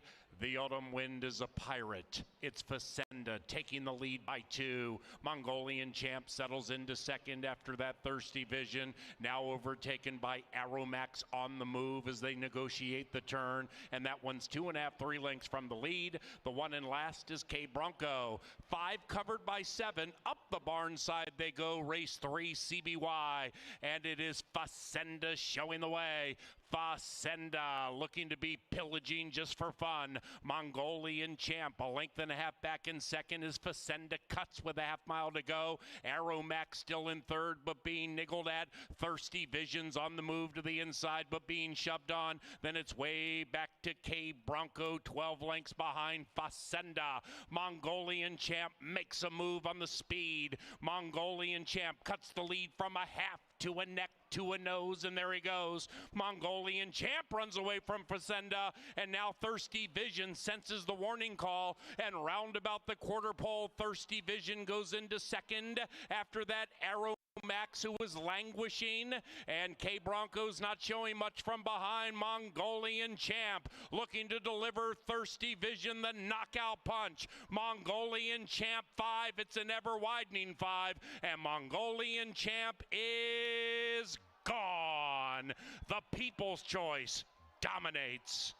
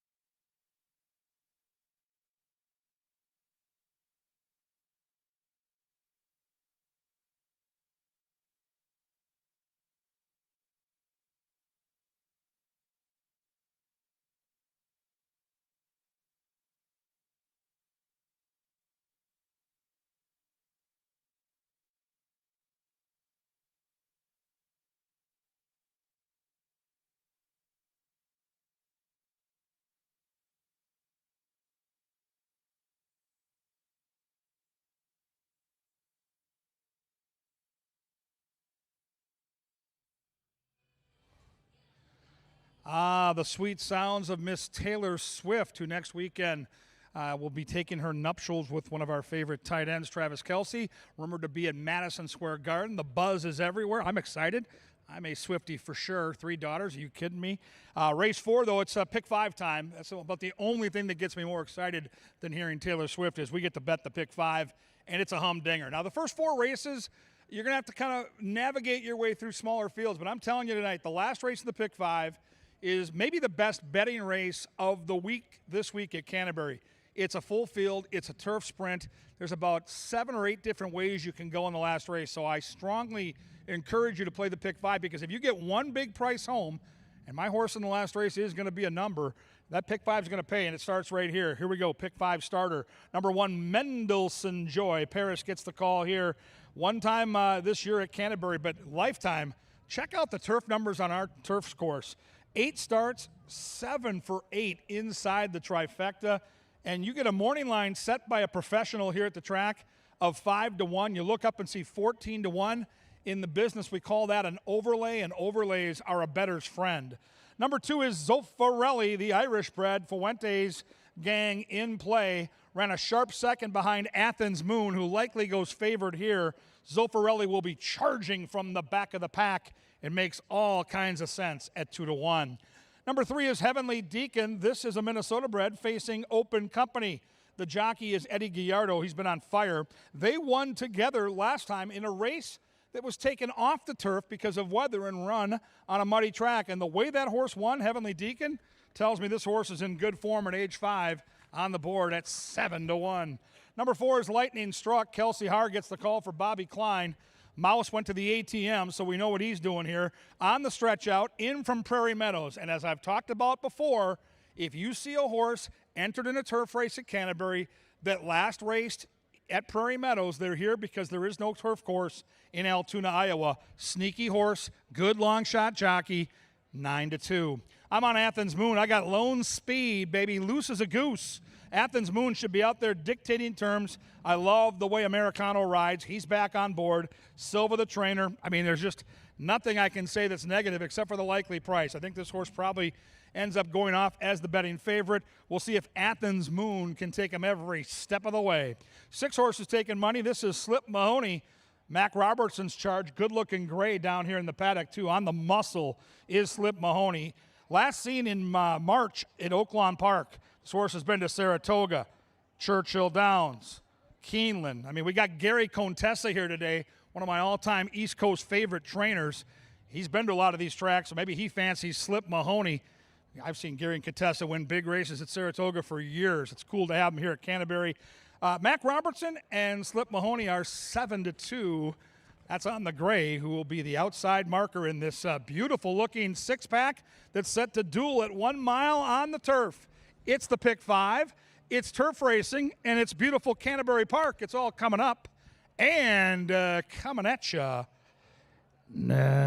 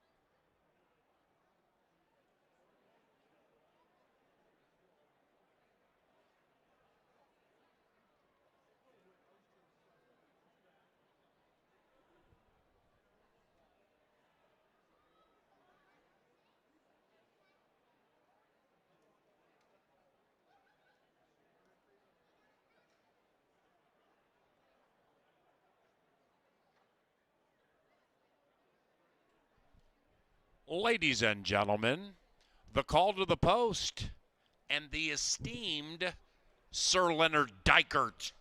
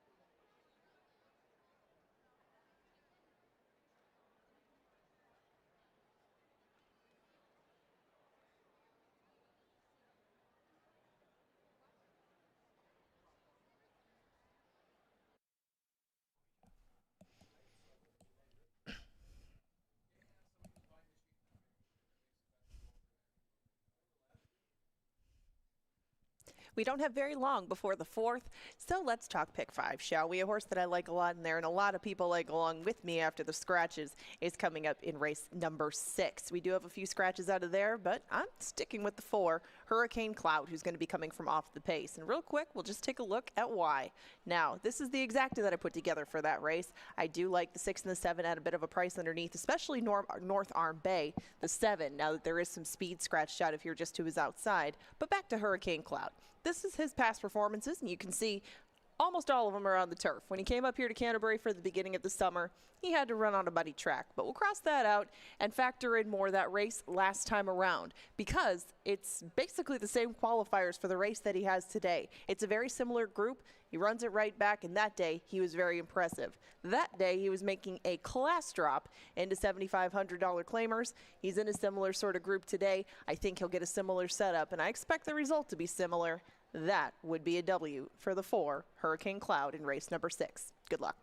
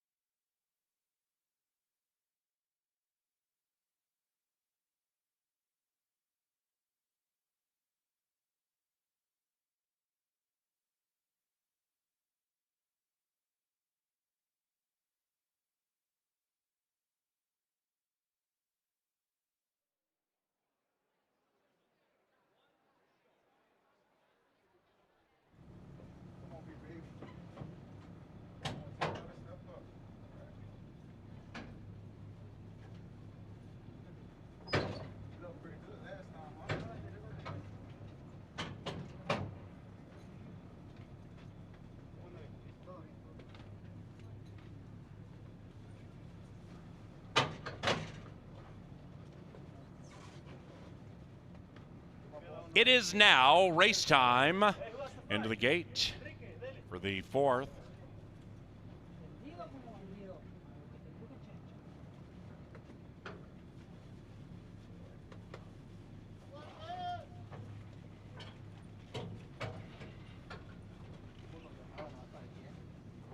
Slip Mahoney, last in line. Looking to hot dog it for Hormel in race 4. And they're racing, and they've broken a line. From the 5 spot, Athens Moon, the heavy favorite, soars off to the early lead and does so speedily. It is Athens Moon looking to eclipse the field in handy fashion. That lead is 2. After that, we have Mendelssohn Joy creeping up just off the heels of Athens Moon, and all of a sudden that one was in tightly and to the inside of Lightning Struck. Now Athens Moon puts the pedal to the metal around the corner, and Athens Moon opens up by 5. Pace absolutely intensified intensifies as they head up the barn side. Heavenly Deacon now is 8 lengths from the lead to the outside of Zaffarelli, and Slip Mahoney's being shoved on in the middle stages, 10 lengths out of it. They head to the far turn with a half mile to travel. Athens Moon sole alone in front. Athens Moon still leads it with the leading man, Manny Americano. After that, Lightning Struck. Lightning Struck pushed on, moves up to the outside of Mendelssohn Joy. Meanwhile, Athens Moon not asked for run and has a 2.5 length lead. Zaffarelli senses the warning call, 5 out of it, cruising into the inside. Then it's Slip Mahoney, and they have a quarter of a mile to go. And still on the lead is Athens Moon. Now asked for run, leads by a length and a half. Zaffarelli's firing tonight. Outside of that is Mendelssohn Joy. These three into the final football field. Athens Moon. Zaffarelli corrals that one, and Zaffarelli wins.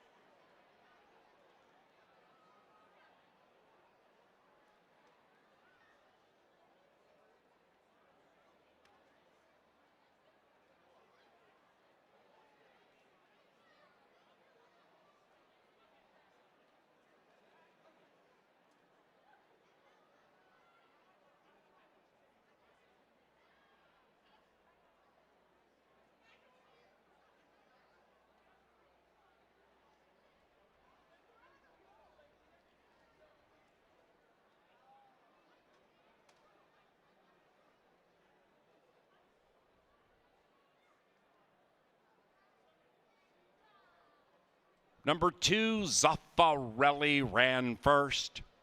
2-5-1-3.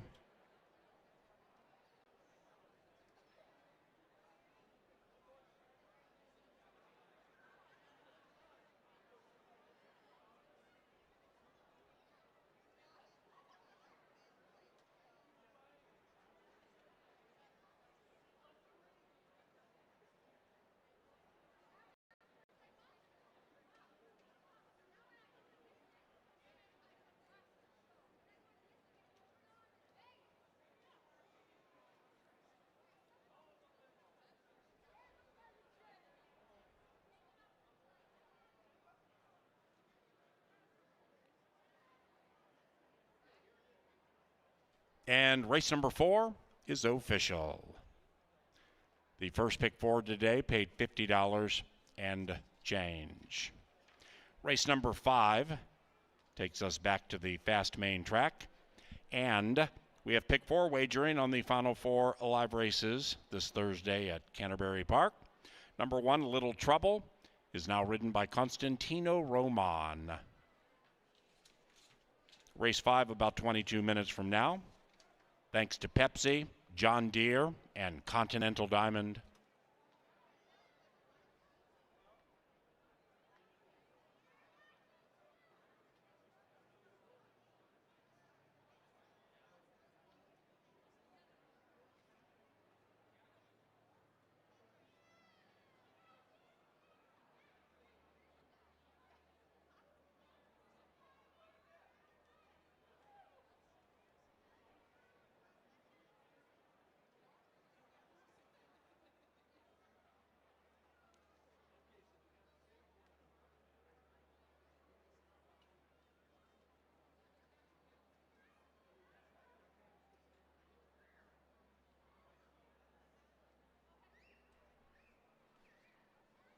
Into the winner's enclosure, Zaffarelli and Luis Fuentes. Zaffarelli is owned by Justin Revax, Rocket Wrench Racing, and the winning trainer, Ruben Fuentes.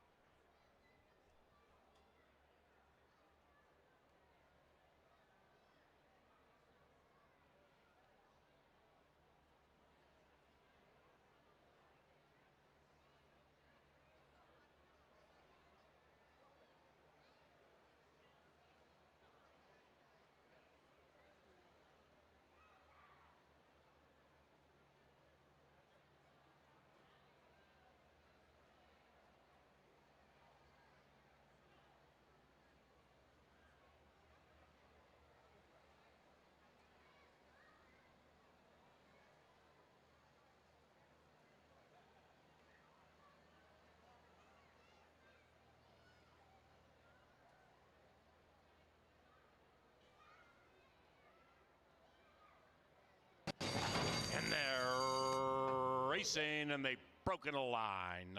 From the 5 spot, Athens Moon, the heavy favorite, soars off to the early lead and does so speedily. It is Athens Moon looking to eclipse the field in handy fashion. That lead is 2. After that, we have Mendelssohn Joy creeping up just off the heels of Athens Moon, and all of a sudden that one was in tightly and to the inside of Lightning Struck. Now Athens Moon puts the pedal to the metal around the corner, and Athens Moon opens up by 5. Pace absolutely intensifies as they head up the barn side. Heavenly Deacon now is 8 lengths from the lead to the outside of Zaffarelli, and Slip Mahoney's being shoved on in the middle stages, 10 lengths out of it. They head to the far turn with a half mile to travel. Athens Moon sole alone in front. Athens Moon still leads it with the leading man, Manny Americano. After that, Lightning Struck. Lightning Struck pushed on, moves up to the outside of Mendelssohn Joy. Meanwhile, Athens Moon not asked for run and has a 2.5 length lead. Zaffarelli senses the warning call, 5 out of it, cruising into the inside. Then it's Slip Mahoney, and they have a quarter of a mile to go. And still on the lead is Athens Moon. Now asked for run, leads by a length and a half. Zaffarelli's firing tonight. Outside of that is Mendelssohn Joy. These 3 into the final football field. Athens Moon, Zaffarelli corrals that one, and Zaffarelli wins.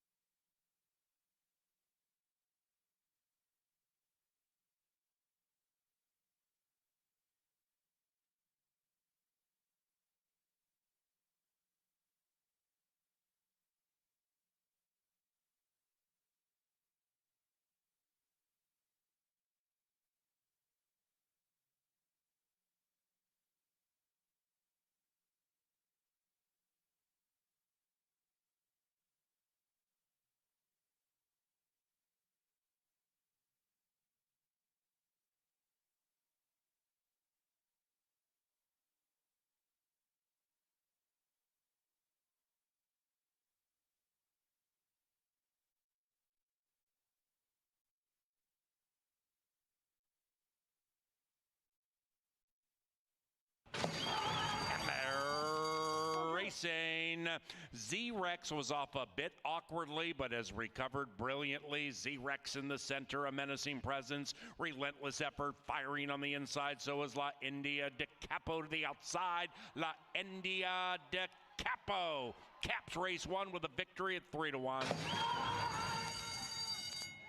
On to where they go. Our Relentless Dynasty won the start by a half length. After that, Hawk, yeah, I'm fast. And outside of that is Yep. 1-3-7 to the line together. But it's all about that one at 7-5. Our was languishing, and K Bronco's not showing much from behind. Mongolian Champ looking to deliver Thirsty Vision the knockout punch. Mongolian Champ 5, it's an ever widening 5, and Mongolian Champ is gone. The People's Choice dominates.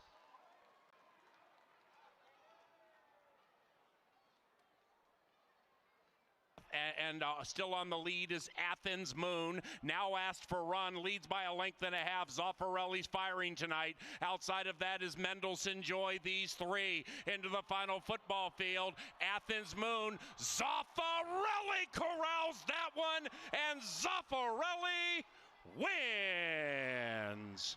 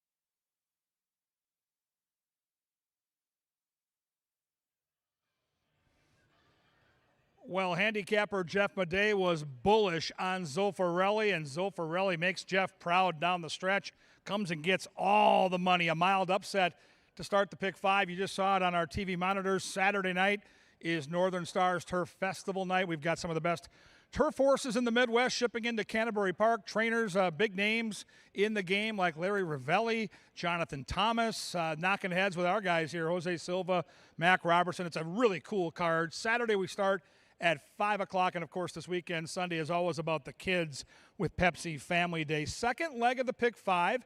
If you didn't have that one, or maybe you singled the chalk, well, now you've got a pick 4 to play. And the pick 4s can pay hundreds, maybe thousands, but you have to play it to win it. Let's handicap together. Number 1 is Little Trouble. Roman gets the call in the saddle for Jose Silva. 6 starts on the Canterbury main track, 5 for 6 in the top 3. And this horse last time was sprinting at 6 furlongs.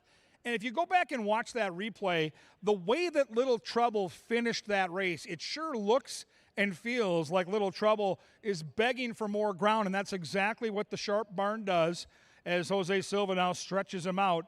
He's a near 25% trainer in this scenario. Mac Robertson's got a couple in here, including this youngster called Towner 2, Minnesota bred, who nearly took down the $75,000 Minnesota Derby last year. This horse has talent. He has some speed. He probably needed that last start. He raced on June the 6th. He hadn't been seen in over 10 months. So absolutely second time off the layoff. Maybe the best trainer in the history of Canterbury Park. Maybe this horse is ready to go. 7-2. This horse getting a lot of play early. We'll see if Towner 2 can light the lamp. Sir Exton is the 3, 4-1 on this speedball. I thought he got the comfortable trip last time. He got out to the front. Kelsey's so good at rationing speed. She's got a great clock in the head, and she used that excellent clock to wire him. Sir Exton got a 78 Beyer speed figure. If they let him alone up front again today, it's going to be a problem. Mouse sure hopes so. I hope so for the Mouse, and 4-1. Shepherd is the 4. The other Mac Robertson. This horse has knocked heads at Churchill Downs, Colonial, Fairgrounds, Oaklawn Park. This horse has been everywhere. The purple and gold silks of Johnny Mentz. Lots of positives with the class. 5-1 right now, the longest shot up on the board. My power play pick of the night is Mr. Who. I showed you the trouble last time. This is just one of those cool horses that's been doing this for a long time. He's 9 years old. He's got 70 starts, 16 wins. Like, I just love horses like Mr. Who. You look at him in the paddock, he looks like Captain Cool, right? He's got the crowd out here. He's just kind of ambling along like, yeah, I've been there and I've done that. With the trouble he had last time out, with more speed in the race, I think he can sit just off the pace and pounce turning for home. I think Americano can get the job done here at 2-1. So if you're alive in the pick 5, double down. You're clearly seeing it the right way. Jeff Madej singled Zolfarelli, but now guys like Madej can play the pick 4, and they can double their fun. The pick 4 starts here. You need the final 4 winners. And I told you, the last race on the card tonight, as tough a handicapping puzzle as you will see all weekend long at Canterbury. A big reason to play the pick 4. If you're alive to that last race, you might need a wheelbarrow to take that money home. You might look like Jason Ige in May at Churchill Downs, looking like, hey, I need more room to take all this money home. I'm going to get myself a wheelbarrow at Home Depot, and then I'm going to bring chips to the press box, and everybody's going to be happy. You can be happy, too, if you play the pick 4. Race number 5 coming up and coming at you next.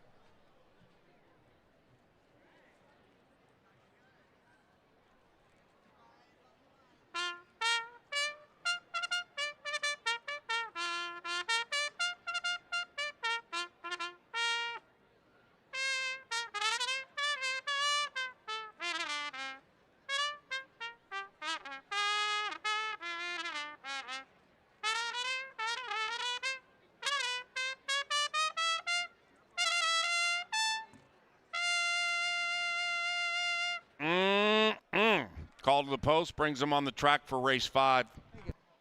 6 minutes.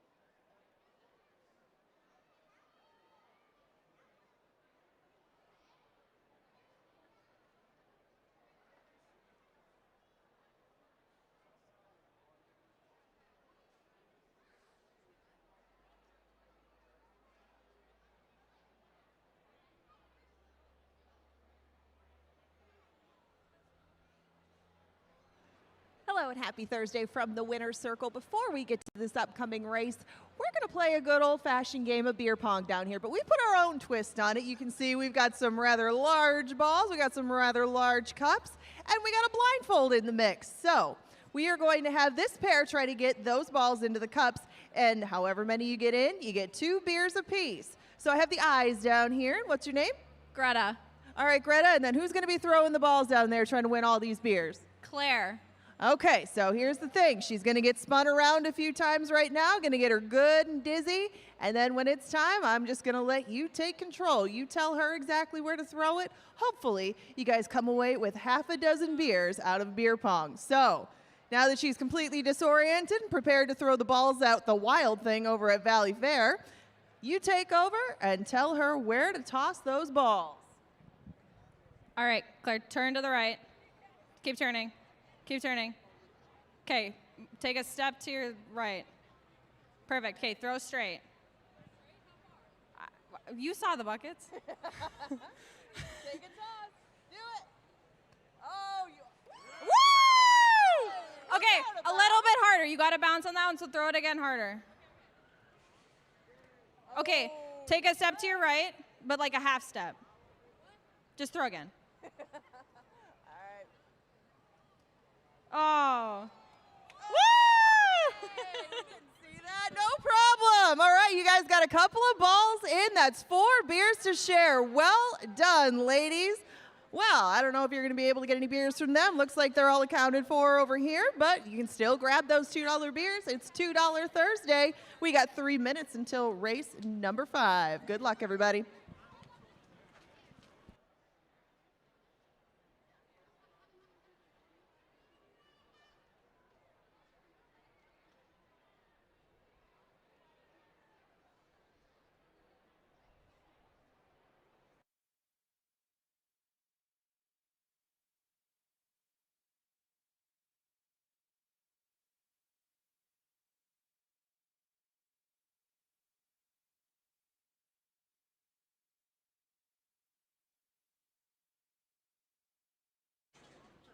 Paul. Oh.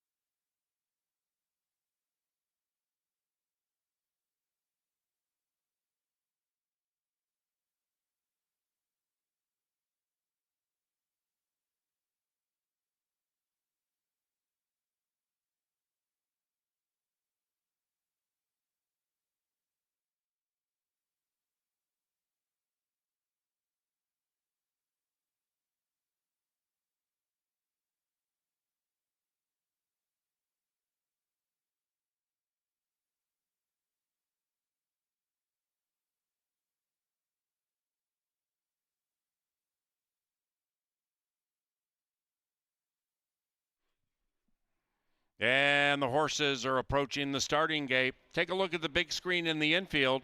Welcome back to those celebrating the memory of Dick Joseph This is the 19th year they've celebrated Dick's memory at Canterbury Park, and we welcome you to CBY.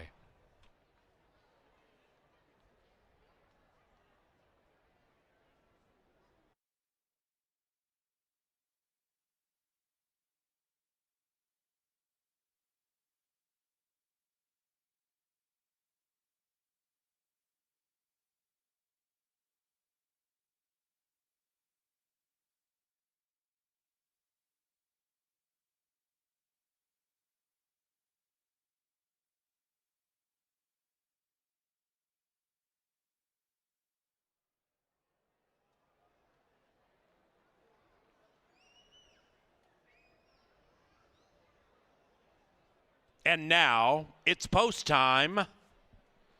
Into the gate for race number 5.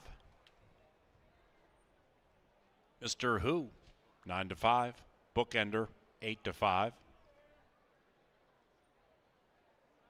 Towner 2, 5 to 1. Selected by the artist previously known as Card Sweeper.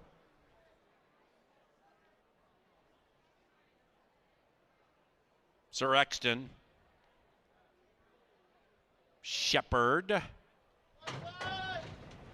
And the 9-year-old. Veteran goes in.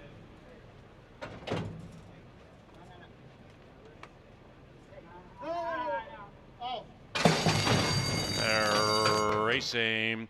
Another perfect start executed by the Canterbury Park starting gate crew, and it was a good one for Towner 2 at 5 to 1, who strikes the front. Towner 2, that 2 is on the lead, and to the inside of Mr. Who, it's the 2 and Who as they corner, and right behind them, Sir Exton pace dawdling. Little trouble to the inside of Sir Exton, and outside of them is Shepherd, and 5 are separated by 2, and they're chasing the 2, Towner 2. It's Towner 2 by a half.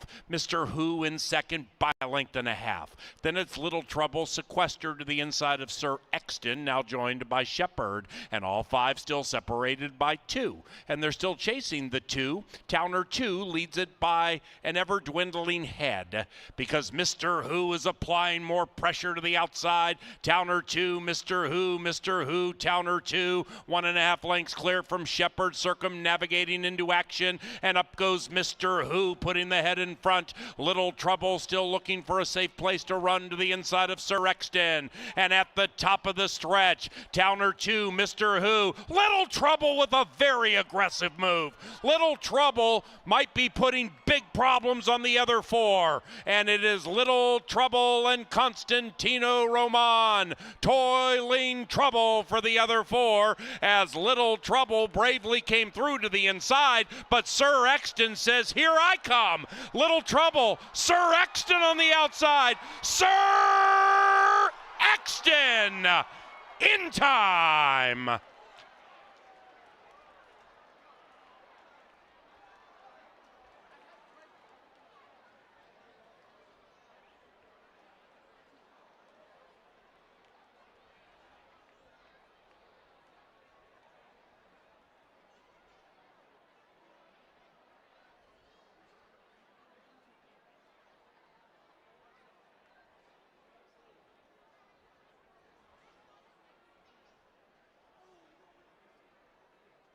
Number 3, Sir Exton in time.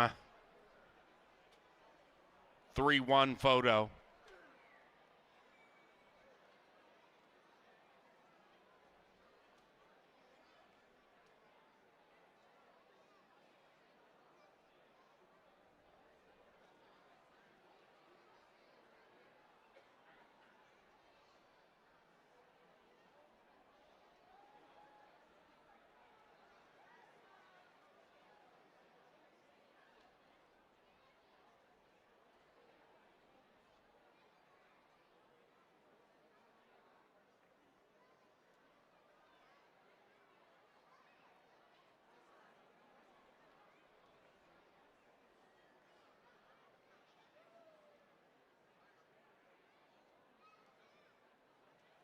The numbers 3-1,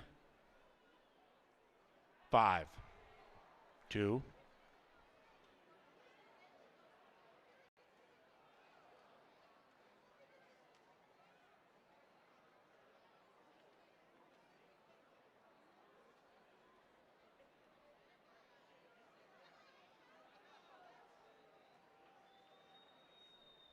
Atta girl.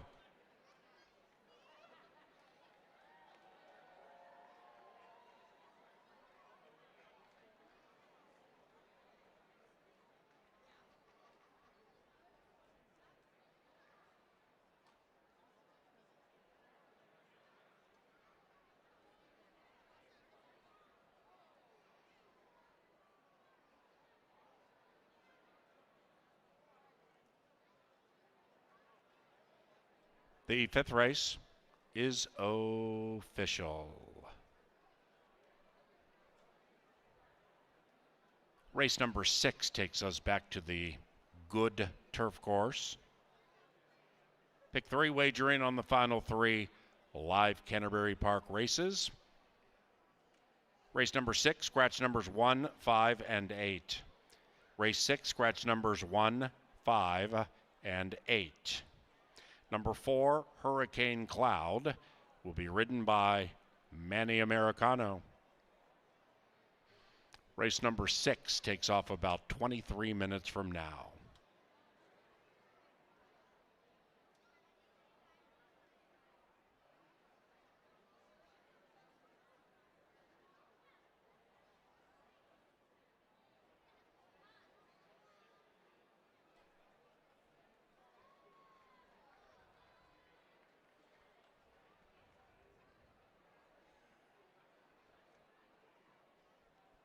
Walking into the lens of LJ Photography.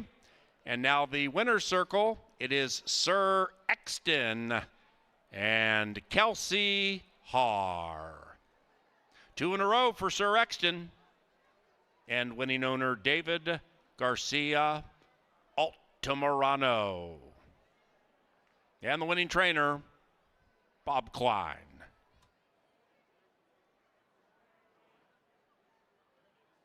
Race number 6 is courtesy of the Minnesota Soybean Research and Promotion Council, Minnesota, the state of soy.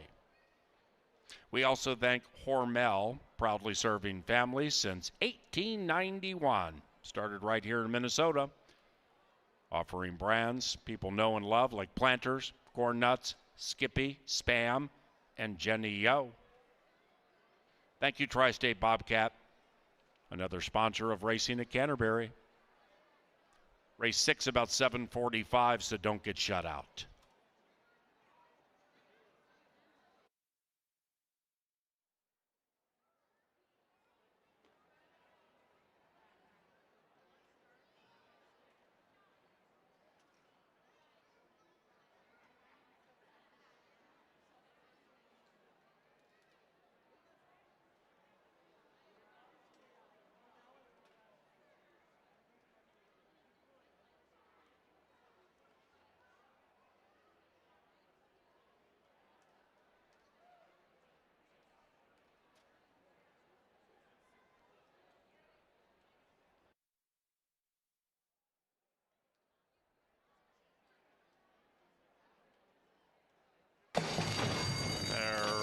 Racing. Another perfect start executed by the Canterbury Park starting gate crew, and it was a good one for Towner 2 at 5-1, who strikes the front. Towner 2, that 2 is on the lead, and to the inside of Mr. Who, it's the 2 and Who as they corner, and right behind them, Sir Exton pace dawdling. Little trouble to the inside of Sir Exton, and outside of them is Shepherd, and 5 are separated by 2, and they're chasing the 2, Towner 2. It's Towner 2 by a half. Mr. Who in second by a length and a half. Then it's Little Trouble sequestered to the inside of Sir Exton, now joined by Shepherd, and all 5 still separated by 2. And they're still chasing the 2. Towner 2 leads it by an ever-dwindling head because Mr. Who is applying more pressure to the outside. Towner 2, Mr. Who, Towner 2, 1.5 lengths clear from Shepherd, circumnavigating into action, and up goes Mr. Who, putting the head in front. Little Trouble still looking for a safe place to run to the inside of Sir Exton, and at the top of the stretch, Towner 2, Mr. Who, Little Trouble with a very aggressive move. Little Trouble might be putting big problems on the other 4, and it is Little Trouble and Constantino Roman toiling trouble for the other 4 as Little Trouble bravely came through to the inside, but Sir Exton says, here I come. Little Trouble, Sir Exton on the outside, Sir Exton in time.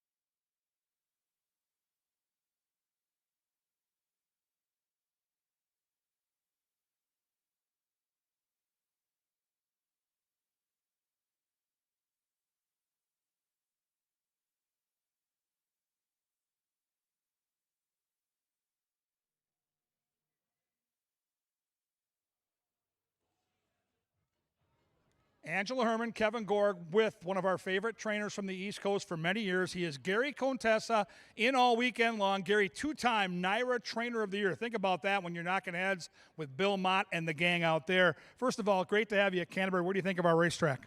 I love this track. I think this is one of the best tracks in America.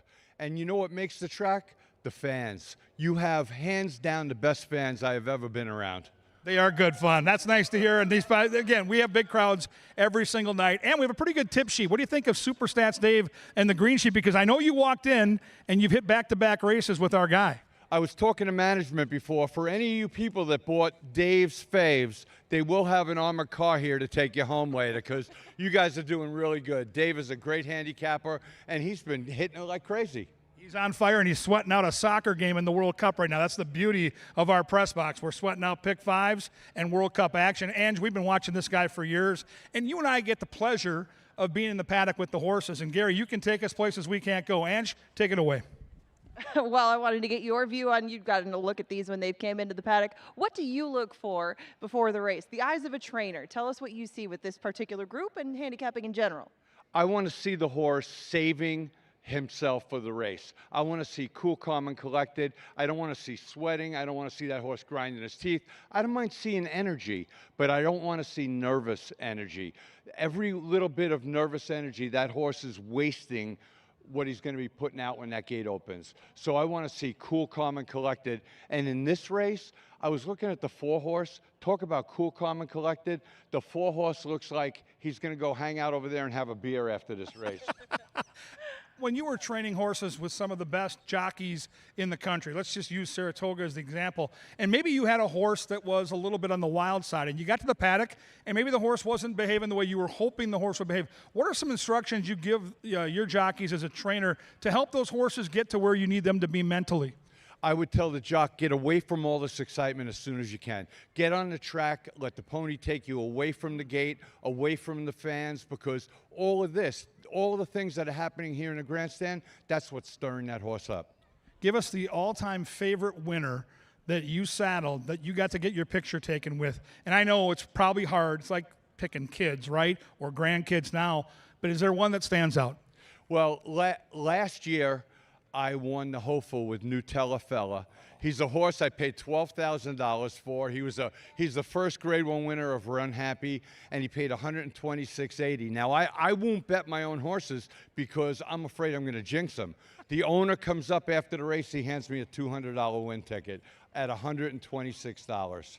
That's a good day at the racetrack. Ange, give us your last thoughts on this race. I went 4-3-6.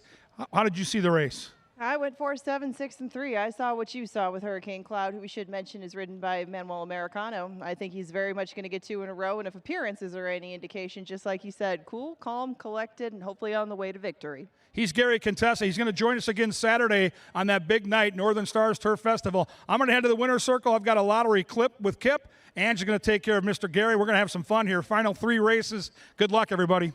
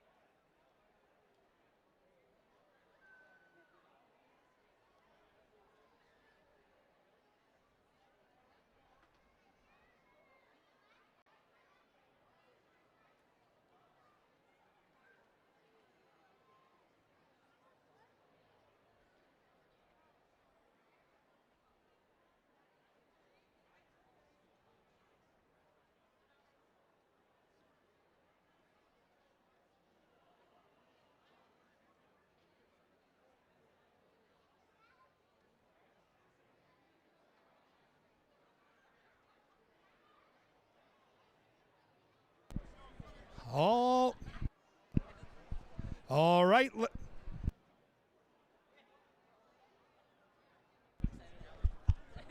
Check. All right, fans, here we are in the winner's circle looking to give away more money.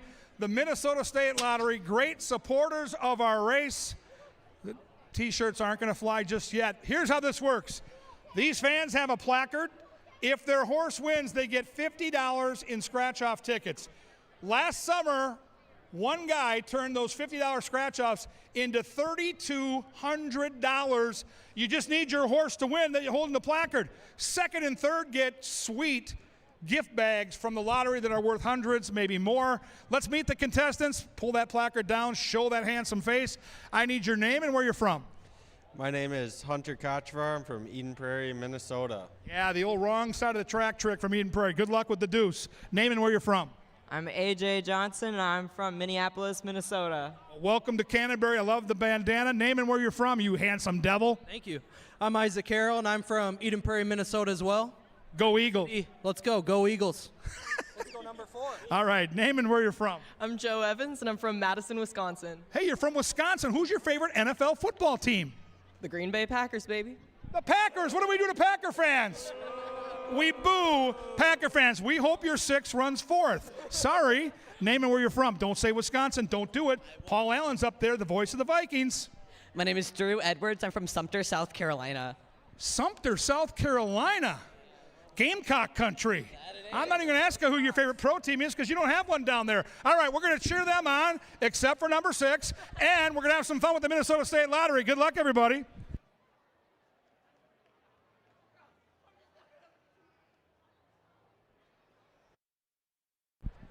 And now, if you want free garb from Canterbury, make some noise because we've got T-shirts coming into the crowd. Hey, T-shirts.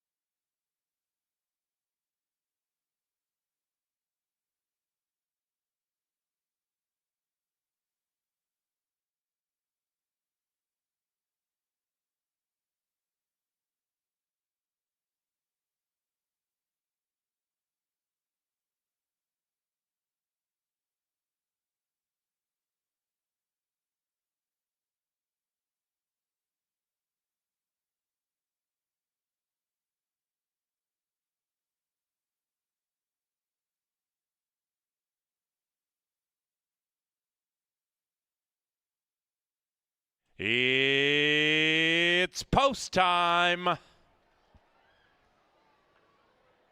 Hurricane Cloud is your favorite into the final 3 races of the Thursday extravaganza.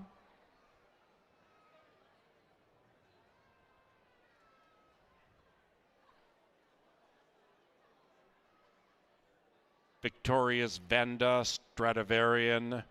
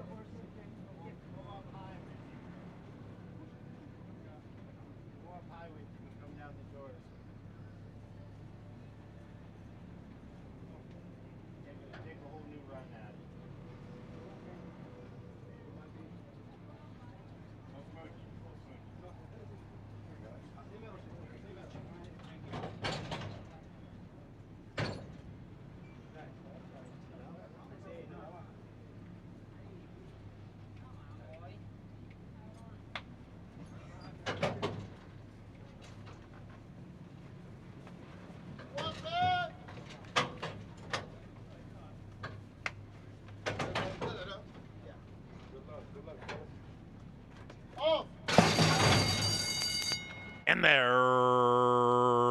racing. North Arm Bay came out fast, and so did Stradivarian, and 3 and 7 are a race out, and they put 3 on Victoria's Vanda. That's the gray Soul Alone in third, and now taking the lead is Stradivarian, and Stradivarian runs away by 1 from North Arm Bay. After that, we come back to Hurricane Cloud. The Brit 5 out of it, poised. The Brit 5 out of it, looking to win 2 in a row, second last, and about 7 lengths clear from Treble Clef. They head up the Canterbury Park backstretch, and up top on the lead laughing is Stradivarian. Stradivarian is to the inside of North Arm Bay. These eyes catch North Arm Bay, now a length and a half from the lead into the outside of Victoria's Vanda. Then we come to Hurricane Cloud, looking to share the land with Victoria's Vanda for third, about 4 out of it, and Stradivarian still leads. After that, it is Treble Clef beginning to run on from 5 lengths out of it. North Arm Bay re-engages with Stradivarian. Behind them, Victoria's Vanda, and Manny Americano takes the favored Hurricane Cloud to the outside, and that one is swirling. North Arm Bay cuts. So does the favored Hurricane Cloud. Inside Victoria's Vanda with a big move. Victoria's Vanda and Hurricane Cloud, they hit the wire together. Victoria's Vanda, victorious.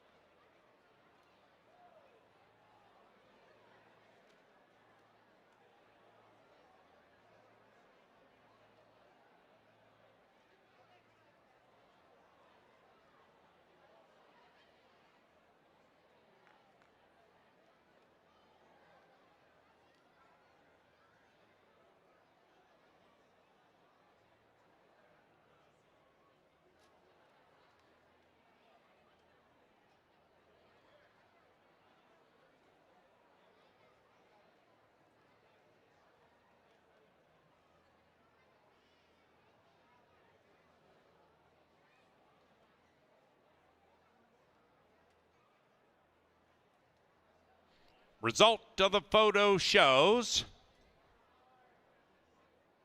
it pays to pick up Dave's faves. Number 2, Victoria's Vanda first. It is 2-4-7-3.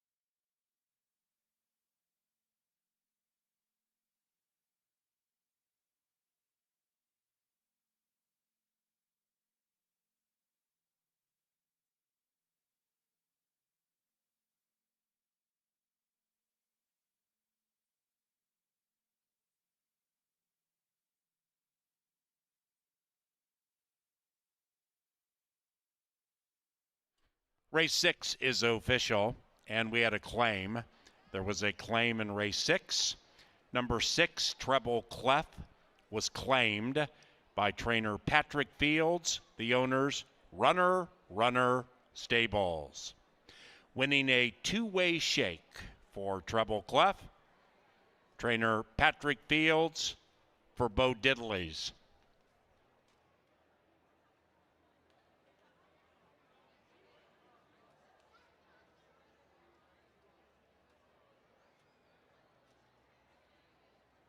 Pick 3 paid $149.60, exacta nearly $19.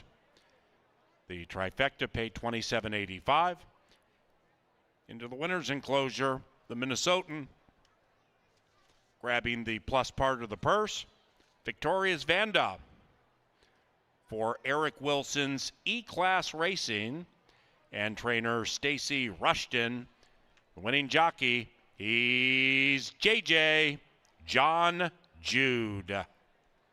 Victoria's Vanda is a 5-year-old gray gelding by Race Day out of Orchid Lane.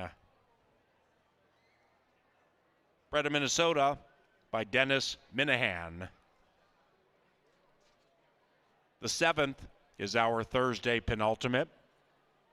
Scratch numbers 3 and 5. 3 and 5 scratch from race 7. Takes off at about 8:15.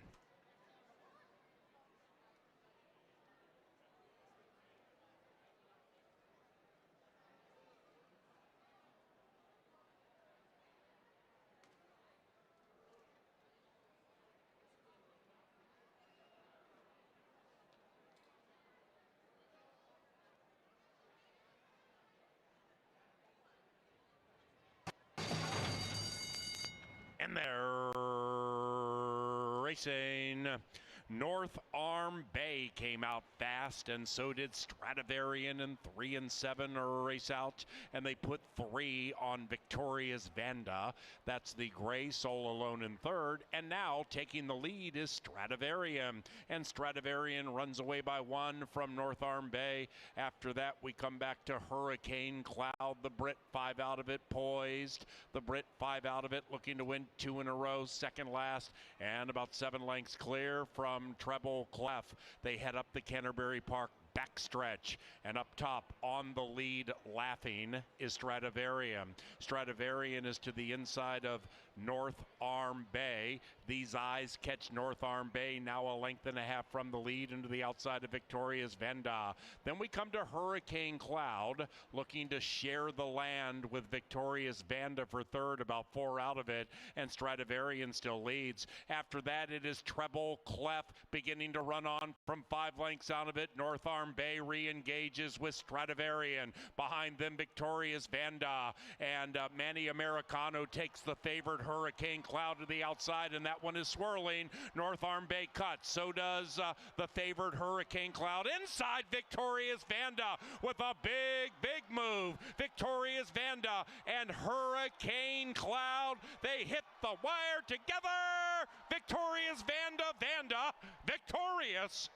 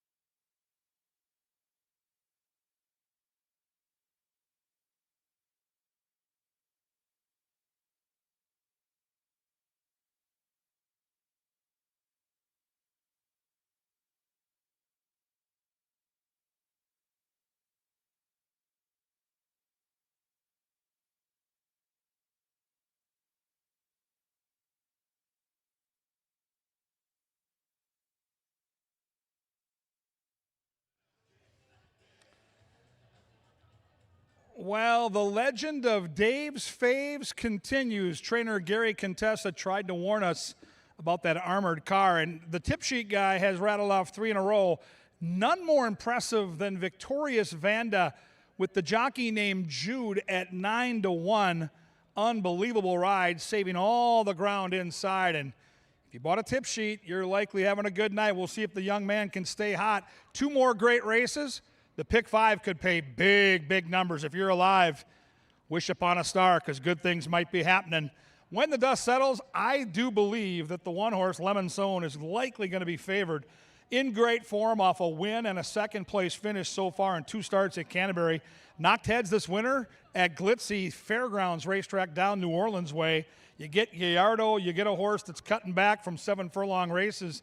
And in a race with the scratch of the 3 and the 5, where you don't have a superfecta, trifecta, or show betting, you need someone you can bank on to win. Maybe you do a late double, maybe you key an exacta. Lemon Zone's going to be a handful. I think he's the horse to beat, and he's 2-1.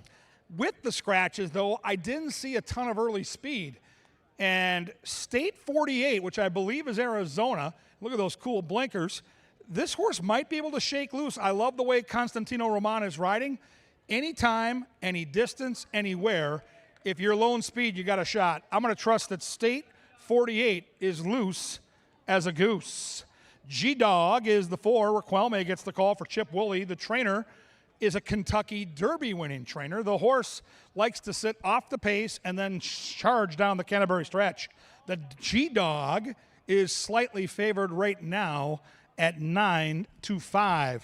And completing the 4-pack is the Mac Robertson horse, Gabe's Choice. Gabe's Choice here with in from Chicago. Anytime you see Mac Robertson, I think it catches the bettor's eyes. It should. He's in a tremendous conditioner, maybe the best in the history of Canterbury Park. Now, the question mark for him was the layoff. Horse was last seen way back in early November, but the workouts are good, the trainer's good, and I think he'll show some speed today. Looks good down here in the paddock. He is 3-1. Very interesting puzzle. Bottom line is, I thought all 4 horses could win. Their speed figures are very similar. It might be a jock's race. We'll see if the 2 and Roman can get loose, or maybe Lemon Zone can keep the tip sheet guy happy. He is roaring tonight, boy. He is on fire, and the tip sheet guy has the Lemon Zone. What a bunch of drama this is. 10 minutes is what you got, now down to 9. It's the late daily double. It's race 7, and it's fun and games like no place else right out here at beautiful Canterbury Park.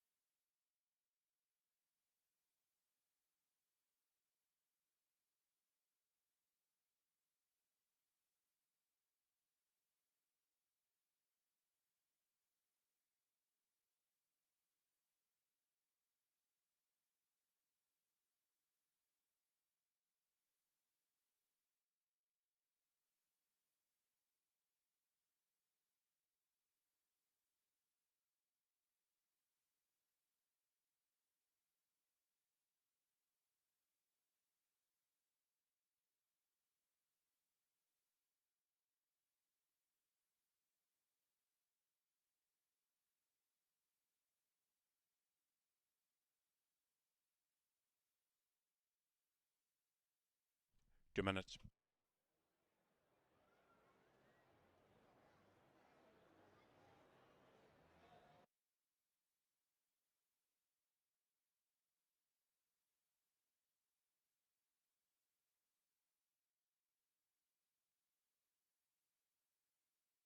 Oh, 1 minute.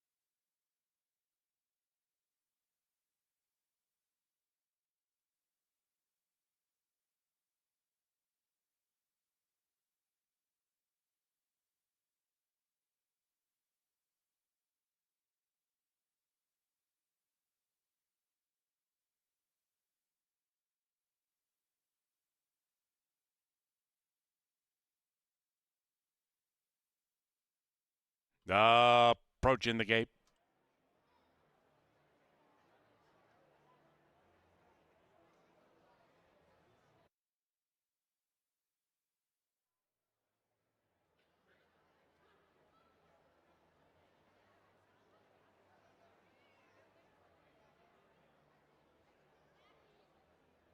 And now, it's post time for race 7.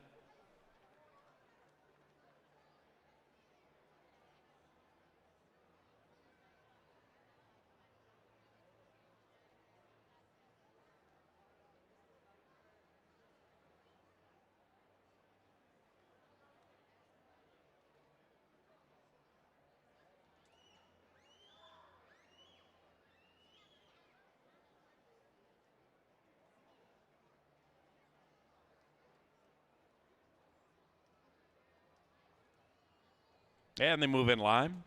You can see the railbirds there at Boardwalk, adjacent to the 6 furlong chute. Taking pictures about 15 feet away from those loading into the gate for race number 7. And Gabe's Choice is the last in line.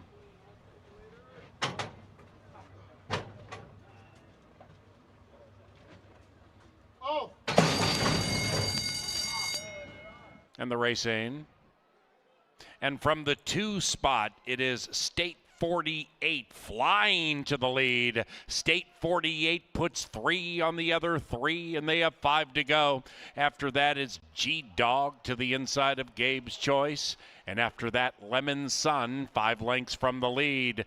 They head and approach the far turn past the half-mile pole, and we have 3 astern approaching said turn. State 48 and Constantino Roman show the way, but G-Dog's taking off. And G-Dog has put the head in front, approaching the top of the stretch. State 48 fights back diligently. Then it's Gabe's Choice, shaken up rigorously from 3 out of it. And G-Dog is the top dog.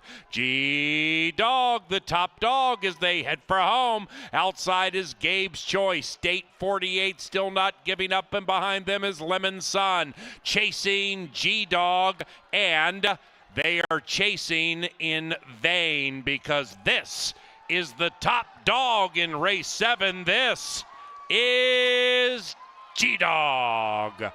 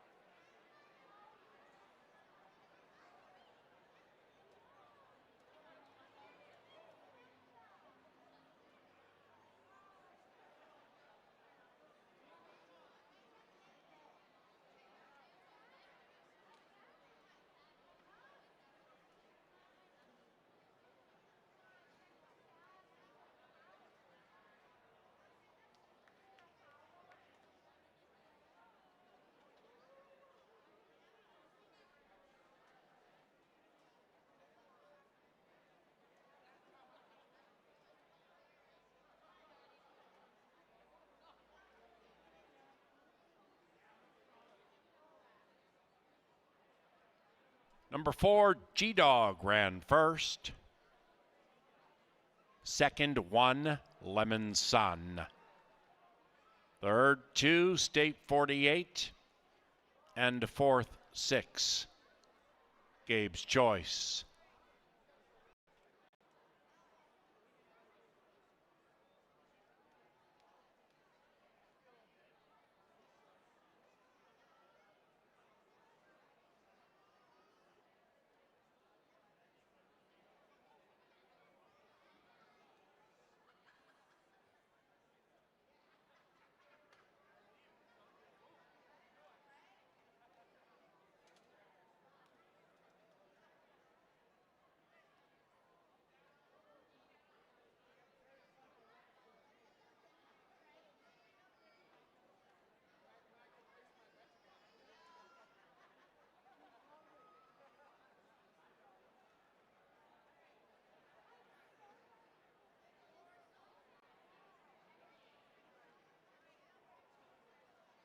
Official.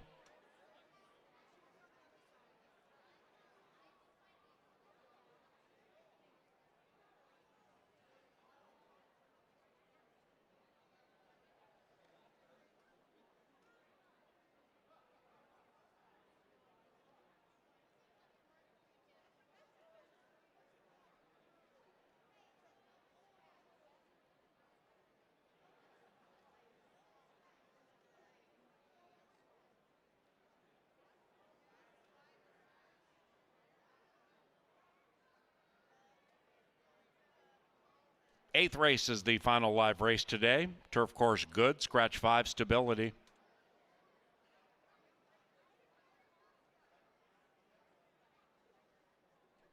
Into the winner's circle, here comes G-Dog and Jose Riquelme. G-Dog is owned by Benny Woolley Jr. and Steve Herwig. The winning trainer, Benny Woolley Jr.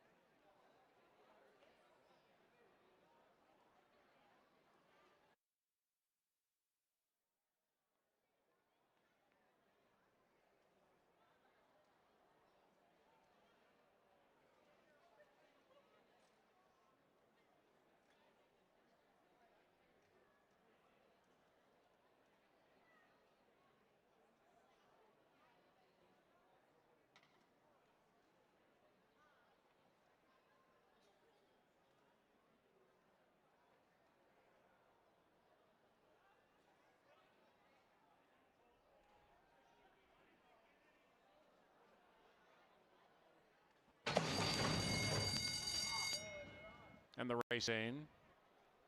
And from the 2 spot, it is State 48 flying to the lead. State 48 puts 3 on the other 3, and they have 5 to go. After that, it's G-Dog to the inside of Gabe's Choice. And after that, Lemon Sun, 5 lengths from the lead.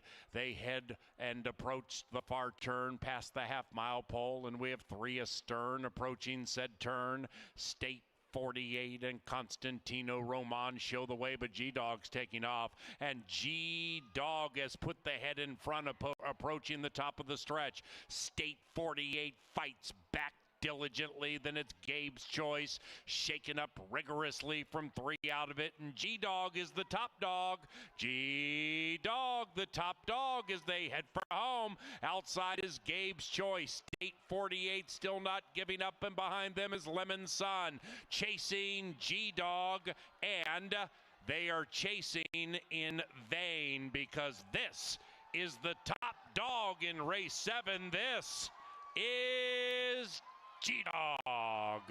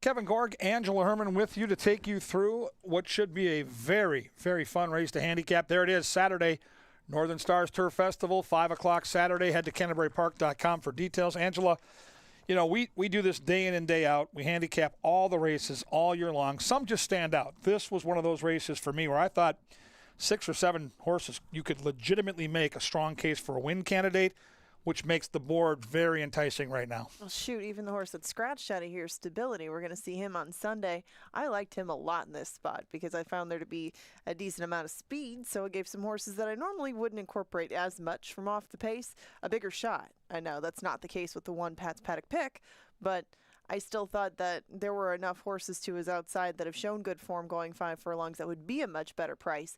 This is the race that you want to include them from a horizontal standpoint, but this is also a very good vertical sort of race. So I want to get your thoughts as to how you would structure these into some sort of vertical bet. And we start with the one Pat's Paddock pick. This is going to be my choice in here. I know I took him last time, and boy, I tell you, when he got bet to favoritism, I swear, I thought that you were ready to jump out the window. He was made into just, what, a bad favorite, something like that. You got 8 million texts about it, but a layoff was just too much, right? Yeah. That horse probably needed the race. He's 3 for 5 winning on our turf course. I think this is a much better spot. Americano clearly believes that. You mentioned the speed in the race. There is other speed. He's going to be right where he wants to be, and he's a horse that's kind of cool. He can lead, but if you go back to last year, he can sit just off and pounce. I think he's the horse to beat. What do you think of Bangarang? I know you've been bullish on this horse. You hit this horse back in May at 7-1. I'm against Bangarang tonight, but Paul Allen's on him, and Paul's been good. You know, it just seems like they all came up here from Florida and they were firing right off the bat. And then when they came back for start number 2, they just didn't have quite the same kick in the stretch. And that seemed to be the case with Bangarang. Now, this is going to be the 3rd time that we see him this meet. And Bangarang, I thought getting back to the turf probably would show a little bit more life. But being on the inside, who knows if things are going to open up quite the same way that they did that day. I wouldn't say he got totally lucky, but he did get an opening in between horses and very gamely made the most of it. I think that he's definitely one you have to incorporate in the mix. He's in second for me. Laws of Man is going to be a better price than those two. Right now you get a big juicy number and $2,200 coming in a pick 3 if you hit this horse. My goodness, the pick 5 payout rather massive, I'm sure. But Laws of Man, your thoughts? I think a much better horse on dirt, at least proven on the dirt. 19 starts on a fast track, 4 wins, 5 seconds, 3/3. Like, you know, the basics tell you that this would be a reach on the turf. Westerman's a good barn. De Silva's a good rider. I'm going to tab that one for a dirt race. Maybe we'll muddy up the form tonight. I think St. Charles might be the juiciest long shot on the board for me. I'm going to use this horse in my try and super when I get horizontal. I thought the horse ran like he might have needed that race. As we know, Bangarang came from off the pace, which tells me that the race probably fell apart a little bit late. I think St. Charles is super interesting here. Yeah, he fell off a little bit late, but it was still a good effort to be his first one of the year. St. Charles has to build on that, and you're right, he has shown a little bit more versatility, but another one of the horses that I liked to come from off the pace was the 6, Chromed Impulse. Yeah, Betty Jo Williams going to be back in the saddle on Chromed Impulse with some pace to run at, and you can see that this has been one of those horses' fortes in his career, and Chromed Impulse likes Canterbury turf and likes it when it's on the firmer side, it seems, and Chromed Impulse should get that today as well as something to run down. He likes this level. I can see why he's getting bet. What do you expect him to be by the time they go off? I think this horse will be 6 or 7-1 and makes all kinds of sense. Another horse that probably needed that start. A horse that, in my eyes, loves this turf course. Ran an 86 figure on this turf course. Beat Frosty View at this distance last August. So the quality's there. She'll need to work out a trip. When you come from off the pace with a pretty crowded field like this is, you're going to need some racing luck, but the 6 can absolutely win. What do you think of Hot Legs Romolo, the 7? I think he might be the key to the race if he decides to go and engage the pace. That seems to be his preference, whether he's going short or going long. That being said, look at how much he gets bet. My gosh, this horse has gone off the favorite the majority of the time that he's hit the racetrack in recent times. I wonder if that pattern continues today, but he is doing something that he hasn't done in a while. Last time we saw him going one turn, he faded pretty badly. Now, granted, it was on the main track. I still think this might not be the ideal setup for a horse like him. Now, Dr. Perry, I think, can get even better, and he doesn't need to get much better to come up victorious today. Right now, you get a very square number on him. Yeah, he's sneaky. He ran that same race Bangarang did, but didn't get up in time, but was flying late. The pace should be honest. I think Dr. Perry looks good in the paddock as well. I'm on this horse. I'm on the 9, high probability, outside attack post. I love the way Eddie G is riding. I think this horse, second off the layoff, is going to improve. and certainly hasn't won yet on the turf, but hasn't run a bad race yet on the turf either. I think high probability's got a shot. That leaves us with Go the Distance and Mouse's favorite jockey, Kelsey Haar. Yeah, he's trying to put him back to back. He did do it 5 furlongs on the turf, but that was a substantially smaller field than this group is, so he'll have to prove it that he can do it from an outside post, which might not help, but he can too pass some horses in the lane, and that should be to his benefit in this group.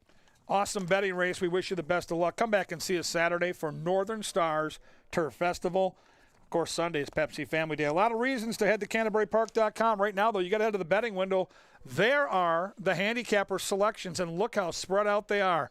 Whew, this is a humdinger. Good luck, everybody. See you Saturday.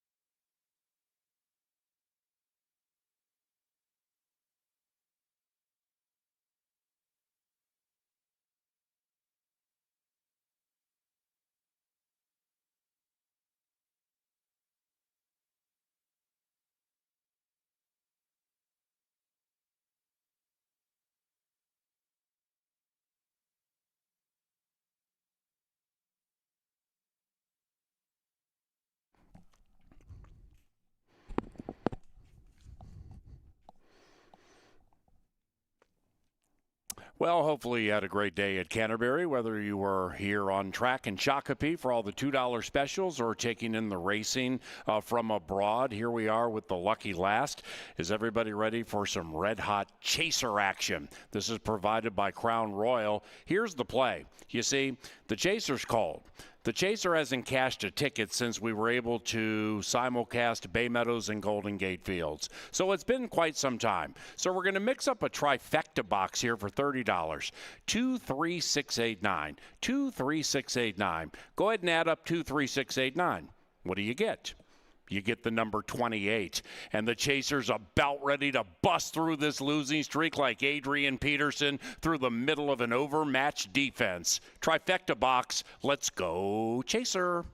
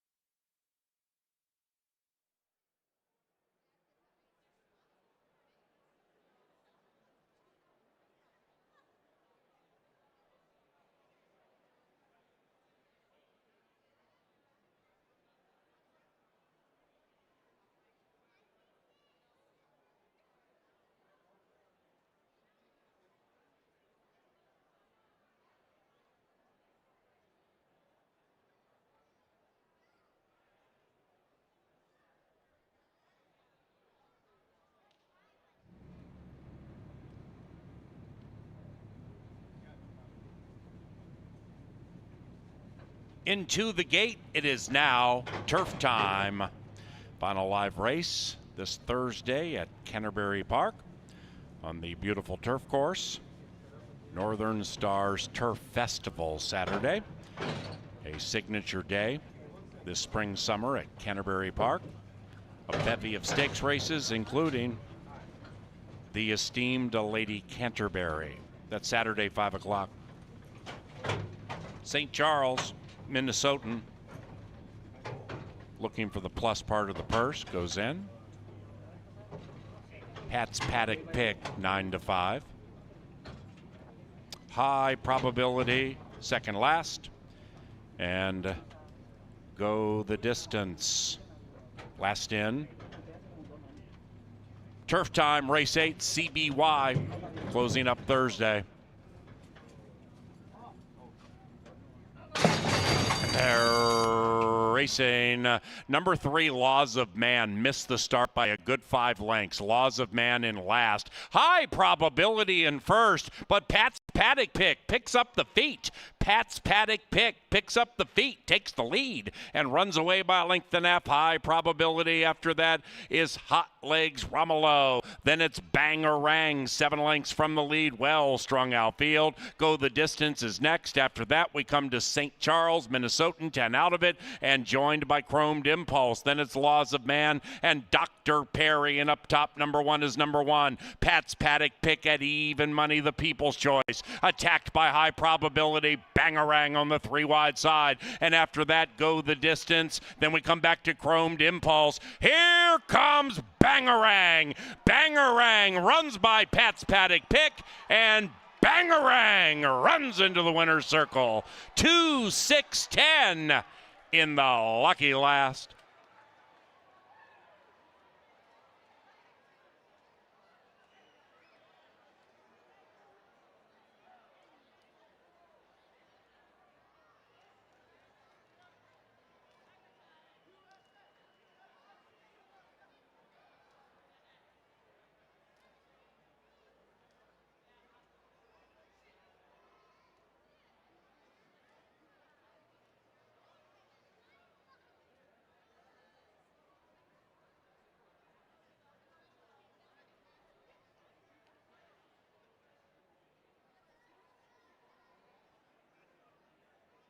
Number 2, Bangarang, bang at 8 to 1. Voted for the rest.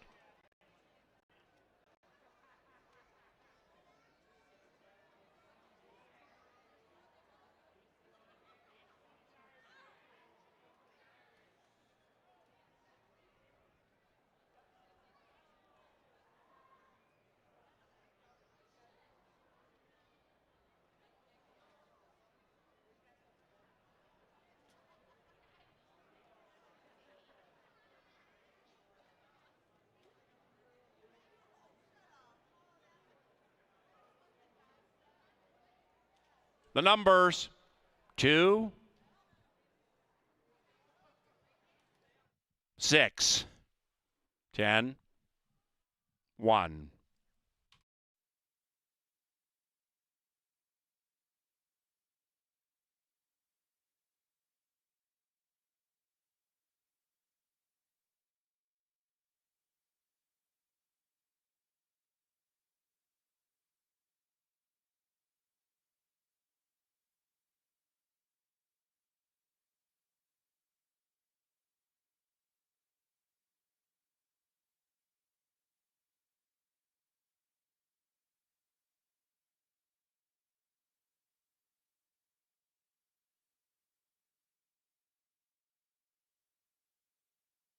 Thursday is official. Second pick 4 paid $903.95.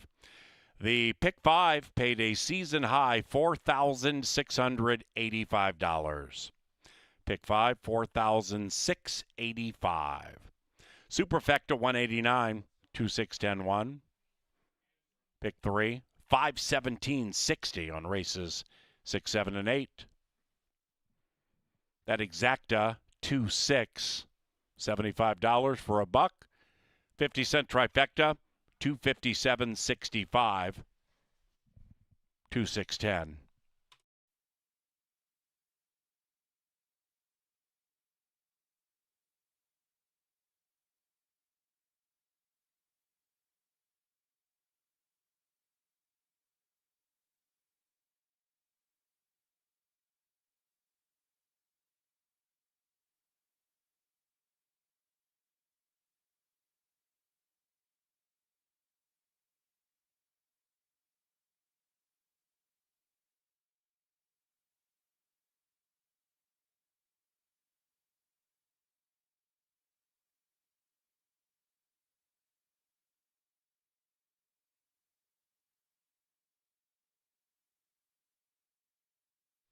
Walking up to the winner's circle, Bangarang.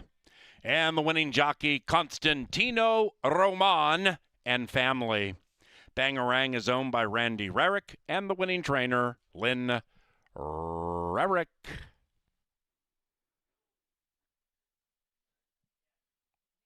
Ladies and gentlemen, on behalf of Canterbury's management team, those of us here in the Dark Star press box, and for our esteemed television department, thank you for watching Wagering on Racing at Canterbury Park. If you're local and leaving the racetrack, please drive safely.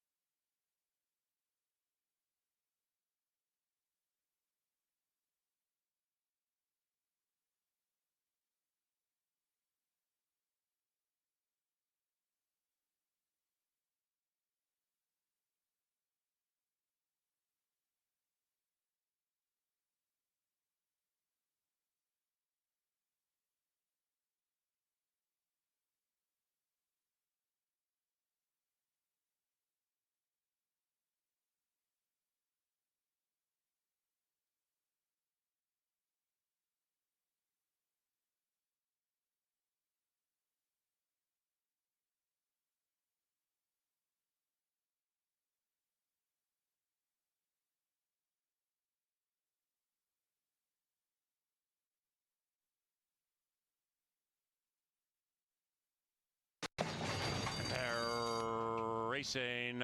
Number 3, Laws of Man, missed the start by a good 5 lengths. Laws of Man in last. High probability in first, but Pat's Paddock picks up the feet. Pat's Paddock picks up the feet, takes the lead, and runs away by a length and a half. High probability after that is Hot Legs Romulo. Then it's Bangarang, 7 lengths from the lead. Well strung outfield. Go the Distance is next. After that, we come to St. Charles, Minnesotan, 10 out of it, and joined by Chromed Impulse. Then it's Laws of Man and Dr. Perry, and up top, number 1 is number 1. Pat's Paddock pick at even money, the People's Choice. Attacked by high probability, Bangarang on the 3 wide side. And after that, Go the Distance. Then we come back to Chromed Impulse. Here comes Bangarang. Bangarang runs by Pat's Paddock pick, and Bangarang runs into the winner's circle. 2-6-10 in the lucky last.